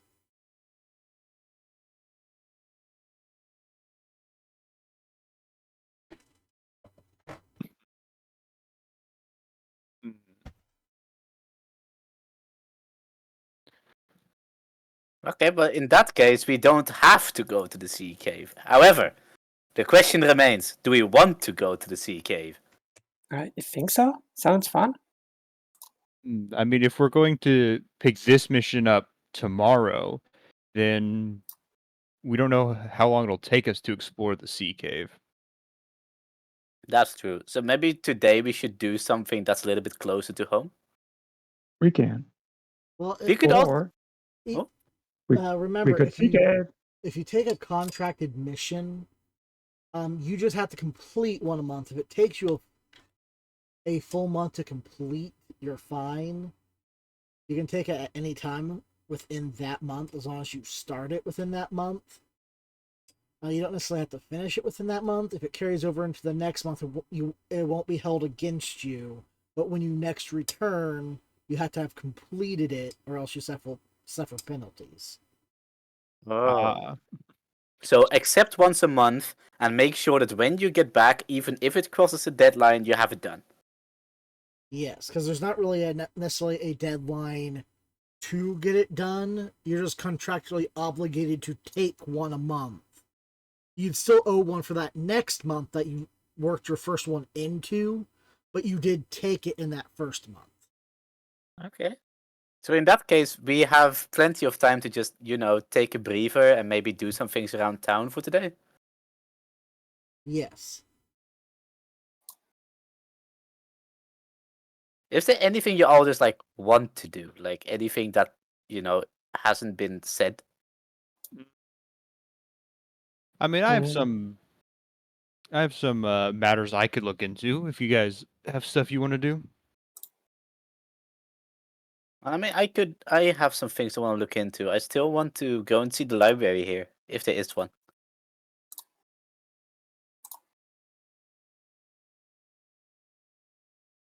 I don't think I get to remember what I was here for. I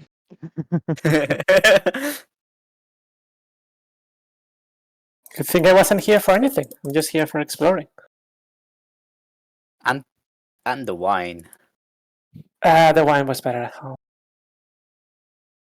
Well, I mean, you just couldn't afford the good wine. Still was better. I guess that's fair. What's I don't know. What's the strongest alcohol you've had? I've never had any other. I've tried beer with some dwarves at taverns. Wasn't the nicest. So only beer and wine? Yeah. If you guys Why would I need any other? I look directly at the dwarf. We've got it. if you guys want to roll a history check, All of us? if you want to. Okay. Sure. I'm given a chance to roll something. You bet I'm rolling. 12. 5. 3. Are we counting now? And 10. There's one particularly strong one that comes to mind for Sheo, and that is the red dragon's breath. It is a very powerful alcoholic drink that can almost burn people from the inside out if they aren't prepared to drink it. And it's not the strongest one out there, but it is one of the stronger ones out there. Sheo is going to shuffle over to the fairy, and the dwarf is going to whisper into their ear about the red dragon breath, and then kind of nod over to the ranger. That sounds perfect. Fairy alcohol is a little less alcohol and a little more. I think you guys call them psychedelics. Oh, Are you saying that aloud? Yes. I'm like, oh, I've tried it. Oh, that counts as alcohol. I've tried that. Have you tried Twilight Fairy alcohol? DM, have I? Is that the alcohol that just like kind of like knocks you into a coma and you have like fever dreams? It would be it would be I forget how it's described. It is borderline eldritch. Or it's like it's imagine like falling through an eldritch plane, except it's fey instead of eldritch. Oh dear. is how it's described. I don't think I would have had that one. Then. It's made I'm from like no. the mushroom part of the Feywilds. I mean, you Faye are really good at having fun too, so that's probably nice. The worst one's pixie dust. You never want to take pixie dust. What does pixie dust do? It depends on the pixie that's selling it. oh wow. Don't- Is it safe? Do you have pixie No. dust? Are there No. STDs attached? I hope not. What is an STD? Safe to drink. Oh, I see. Don't tell him that. I guess I have to search for the STD tags on things. Next time he walks into a bar, I want your finest alcohol with as much STD as you can. Don't walk into a Minotaur bar. Oh boy. Why? Walk into a Minotaur bar and like ask for the most STD filled alcohol. I don't STDs know. are sorry. Minotaurs are just the opposite to me. Oh, that's coincidental. Yeah, look, I am lower part goat, half part Oh. elf. They are the opposite. I see. Does that mean if you run at each other fast enough? You gonna can make try. a whole goat. No, they're the bulls. You can make a goat bowl. Just get A like goblin. you get like a Ooh. normal ass human and Yeah. the bull. A bully goat. Is there any supplies that you folks would like to pick up while you're here? Poor guy. I want to get myself 2 healing potions from the gnome away from home shop. All right. We can sell them to you for 40 gold apiece. Actually, I changed my mind. We have a perfectly good cleric. I don't think that's the case, but she will suffice. What was that supposed to mean? I don't think. I mean, Someone's You not did go getting down a healed lot. next fight. Did you? You said you weren't good before. I said I wasn't a hero. I didn't say I wasn't good. Well, the cures are the goodies. Should we tell him about the history thing? No. The heroes are the ones that write history, not the ones that were on the right side of history. And not the play. Sorry, isn't that the playwrights? Like the ones that write the histories? You just see about just she takes the dwarf's hand and face palms into it because it's bigger. Just like bears your entire face. Baldur's mind's just getting blown right now. What? Yeah, he's over there with a bunch of like history tattooed on his skin. He's like, "What do you mean?" What do you mean? Hmm. Everyone knows that all proper history is found in the comedy section of the library. Honestly, it's about as accurate as some of the stuff they keep in records. I should know. That was my job for years. Oh, so you were keeping records for stuff. Yes. What's your biggest score? Not that type of record. Oh, Sorry, what type of record then? The history kind of record, or like inventory. I don't think we keep those. Do you know how much wine was in a cellar? Why would I need to do that? So that you know how many bottles. Why would I need to do that? So that you know how many bottles you had to share. No, we really didn't do that. Right. You didn't share? No, we do share. That's a big part of Slater culture. We just don't bother with it that much.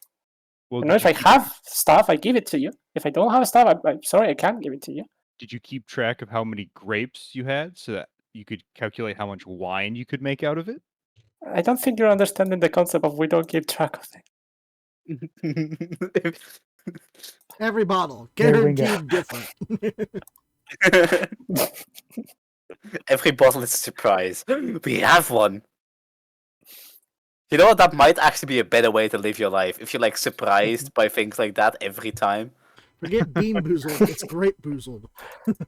But it's like that thing like where if you make everything in your life a luxury product, you're like constantly happy that you have anything at all. I do imagine satyrs are kind of like an anarchist. They don't have anything planned. They're just going with it. Chaotic good in the most literal sense. Mm-hmm. They're chaotic good.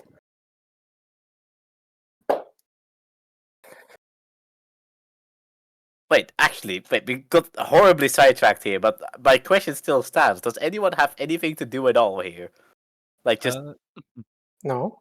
I was adventuring and I met you guys, and then you told me about joining this whole mercenary thing because you said that was about adventuring, and I joined. And now you're here, being adventurous or something. Honestly, I went here for forgot. no I forgot reason what at I was all. even here for. You forgot. You took a caravan to get here and you don't even remember? Yeah, but we fought a whole bunch of goblins and I had fun. I've slept since then. Your attention span's worse than mine. I mean, you're just here to enjoy the world, you know, see all the things there is to see. I couldn't before, so. I would really like to take a few minutes to, well, more like a few hours to go to the library here. If anyone wants to tag along, that's fine with me. I'm fine going. Val's probably going to just like probably start with the library as well.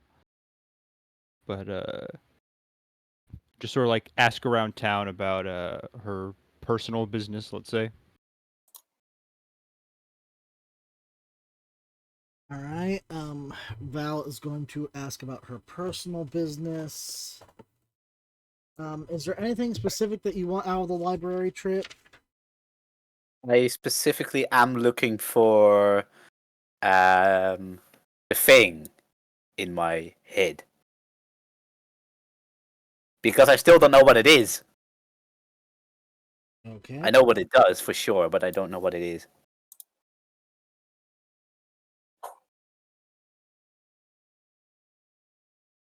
Anyone else have any particular personal I'm business going they to wanna go, deal with? I'm going to go with him to the library, to the thing. But I have no idea what I'm searching through. I'm just going to try to count all the books because B said it was fun, and B going to try to read stories, fun stories. All right. Balder's gonna look around and see if he can find all the lies in the library. Oh no. Spending the whole day there. How am I supposed to tell what's true and what's not? It's all a lie. It's a library. Is this all a lie? Is this A fake? library.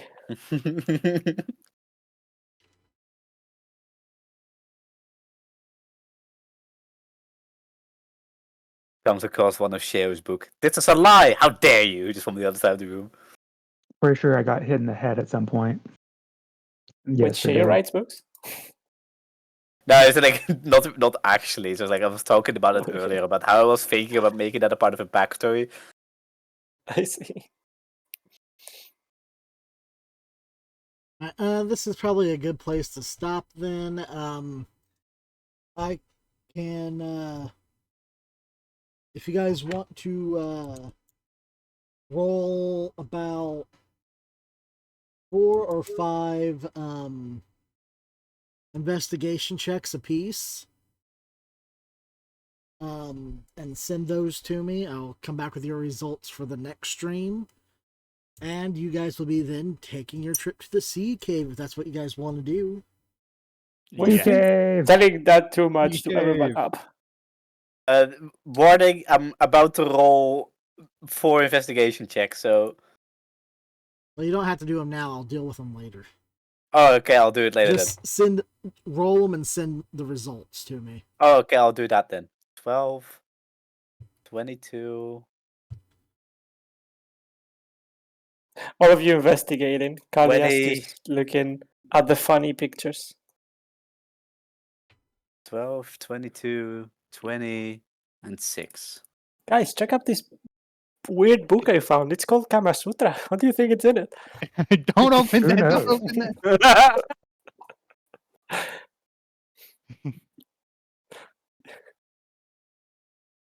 You think like he just barely cracks the page open, his jaw just hits the floor. That's a wiener. It's just... Wait, No, canonically, he's 20. He knows. canonically, Cher would never have seen one before. How did you guys feel about combat today? It was a bit lengthy, but it was fun. Yeah, it was a little bit lengthy. Yeah, I think it would have been I was, better with less I was- goblins. I was hoping it'd be a good challenge. I was hoping there'd be some time for things to like the goblins kind of like spread out a little more tactics to be used. I was not expecting the show just to run up and boom, like Well, right on top of the goblin. I may or may not have created a bit of a skirmish there. Like I expected mean- the dwarf to go running straight in because he's a barbarian. I mean, the problem is, too, Strategically like, speaking, the battle was not that bad. yeah, like we had a strategy, and then all the goblins passed both checks. So Fairy Fire and Entangle caught 0 enemies, and then that was it. Yeah, if Faith and Entangle had worked, it would have been much, much easier. Yeah, I'll I have mean, All of them not being able to move, taking easier damage, and then having a all hard of them- time dodging. Yeah, all of them being advantage on hitting them. I'll have you know, Mr. DM, I was very comfortable running up to them when you said that they were so close together and like using Thunder Wave on them. I was very comfortable up until the point that you said that they didn't get pushed away. Like when that clicked in my head, I was like, "Oh no!" Well, Oh I mean, no, I'm in danger. they were like in rows, like up against one another. So when you thunderwave them back, they can only be knocked far up into like the next object. Yeah, it's like in So my you just- head. you pushed them back into the goblin behind them. So they Like- kind of like- boom, boom, boom, stacked back a little bit into other goblins, so they didn't really go anywhere. Like in my head, what was going on is what they were like essentially standing in like a bit of a clump. So like what I thought was happening was I would like thunder wave them and then I would like kind of blast the middle chunk out of the row. That was the idea. But then when you said okay, they can blast it into the other row, I was like, oh, they're that close together. I mean, they were all within roughly 20 feet of each other, so they were very close. Yeah, like there were 3 rows, the front row being 3 goblins, the middle row being 2 goblins, and the back row being 3 goblins. The only thing that I'm glad I ended up deciding against, which was what I was gonna do first, was run exactly in the middle of the group as far as I could and then arms of Hadar. That wouldn't have been half bad, to be honest. Like your tank, I expected the dwarf to go charging in, and he only took like half movement so he could get in there the next round, or have them come to him first.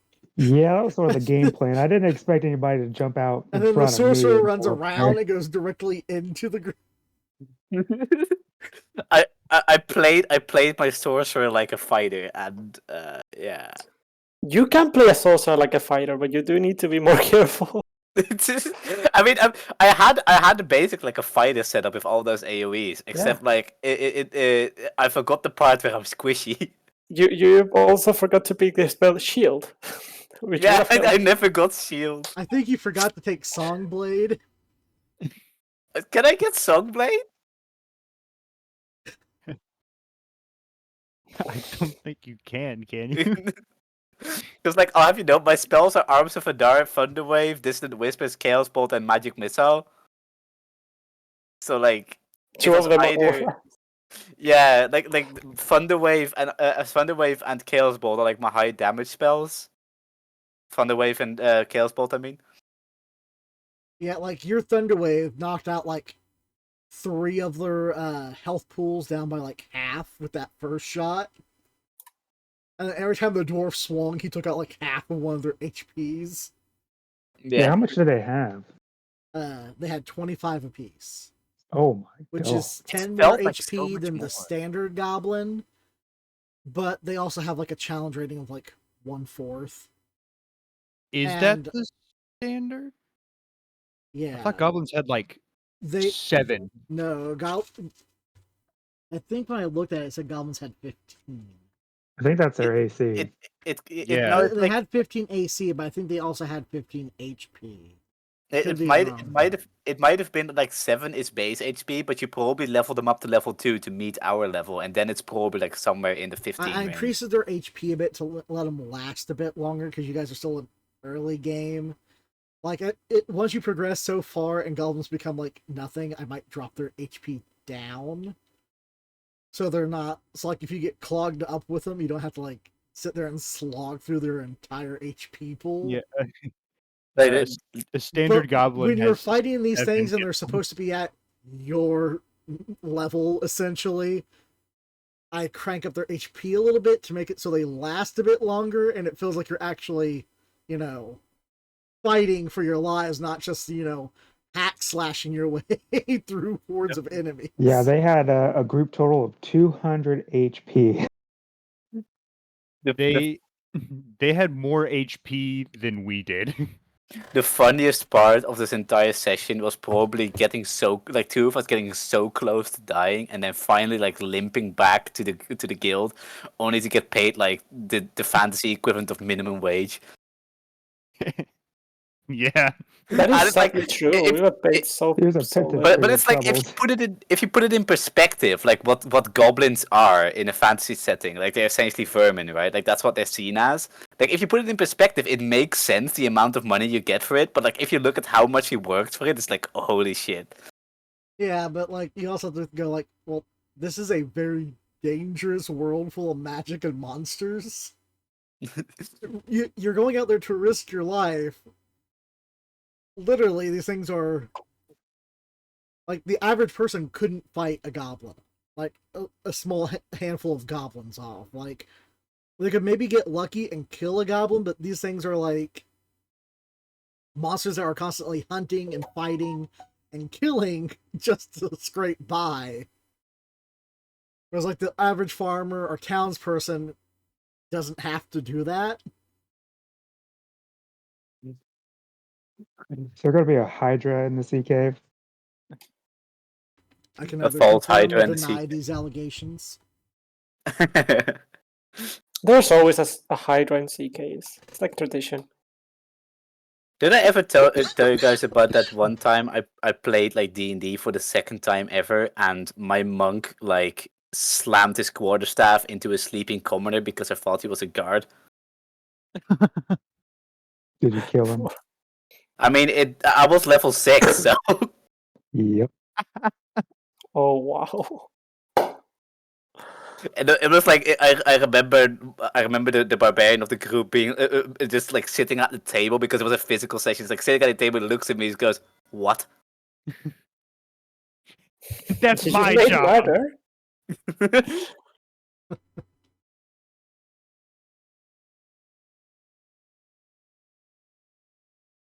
But yeah, like I was hoping for there to be like a little more tactic in that and everything. Like the moment the sorcerer ran in there, it turned into a big cluster fight of everyone on top of one another. I think if Dogpile. I think You're if expecting anything, too much of this party. it probably did build a bit of character though that Sheo would do that. But Mhm. like, yeah, it was a bad decision. I admit it, but it was funny. It was My very funny father up like until the son. point they Shay got is trying to down. leave the party quickly. Yeah, It's an Alan thing. Don't worry about it. the It's an only Alan thing, thing. almost Death kidding is an Alan herself. thing. Definitely only owlins get down. It's because of all their feathers. You know, when they're Yeah. younger.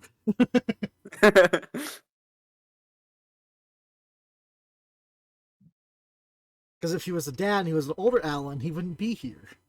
No, Yeah. then I would be off to find the lost continent. That's what old Owlins do. All Yeah. of them. All of them, as stated clearly in the history of the owlins, written by me. Very accurate, by the way. That's the only one accurate history. It has been peer reviewed, but like only by fiction authors. It's like, oh yes, everything's spelled correctly, and What do you mean honestly, peer reviews? There is no peer to me. I am simply the best historian to ever exist. You don't understand. everyone else is like, the punchlines, they're perfectly timed. I've never laughed so hard at a single piece of writing, and it's just like dead serious writing this thing. You know, someone has to document the Owlin continent. I think it's I think it's dope you're doing it.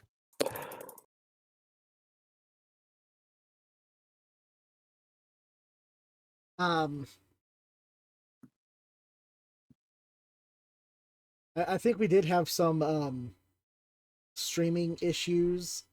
It says I overloaded my encoding, so the stream might be like dropping in and out some. I don't even know what that means. I don't really either. Boy, I'll streaming. I'll talk to my friend Melgado, and she'll tell me what's what, and she'll probably help me fix it for next stream. But yeah, you guys did manage to get in there. I did have like a little event block stacked up, kind of like how I did with the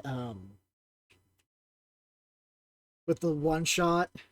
That would help determine some factors that was going on. Like if you guys had stayed longer, you could fight other goblins, and the longer you stayed and fought when certain conditions were met, certain things would happen. Since this was a basic encounter, it was smaller stuff like the first one was a horn calls off in the distance because the goblins begin to realize you're close by, and that increases the goblin spawner by 1d4 goblins. No, that would have been so bad if that happened. And then at the second one, you guys hit the second one, and that's the howling begins. And that makes it to where goblins riding wolves can start to appear. And since you guys got the nature check on them, that symbiosis skill allows them to share certain abilities or skills with their mounts or other goblins. Which doesn't mean too much, but it would give their wolf riders the ability to bonus action disengage while mounted on a wolf or hit and run tactics. No. Which wouldn't mean too much considering most of you guys are spellcasters and can just lob a spell at them at most of the range anyway. Range, my one weakness. But it would You have have been your trouble for the javelins? barbarian.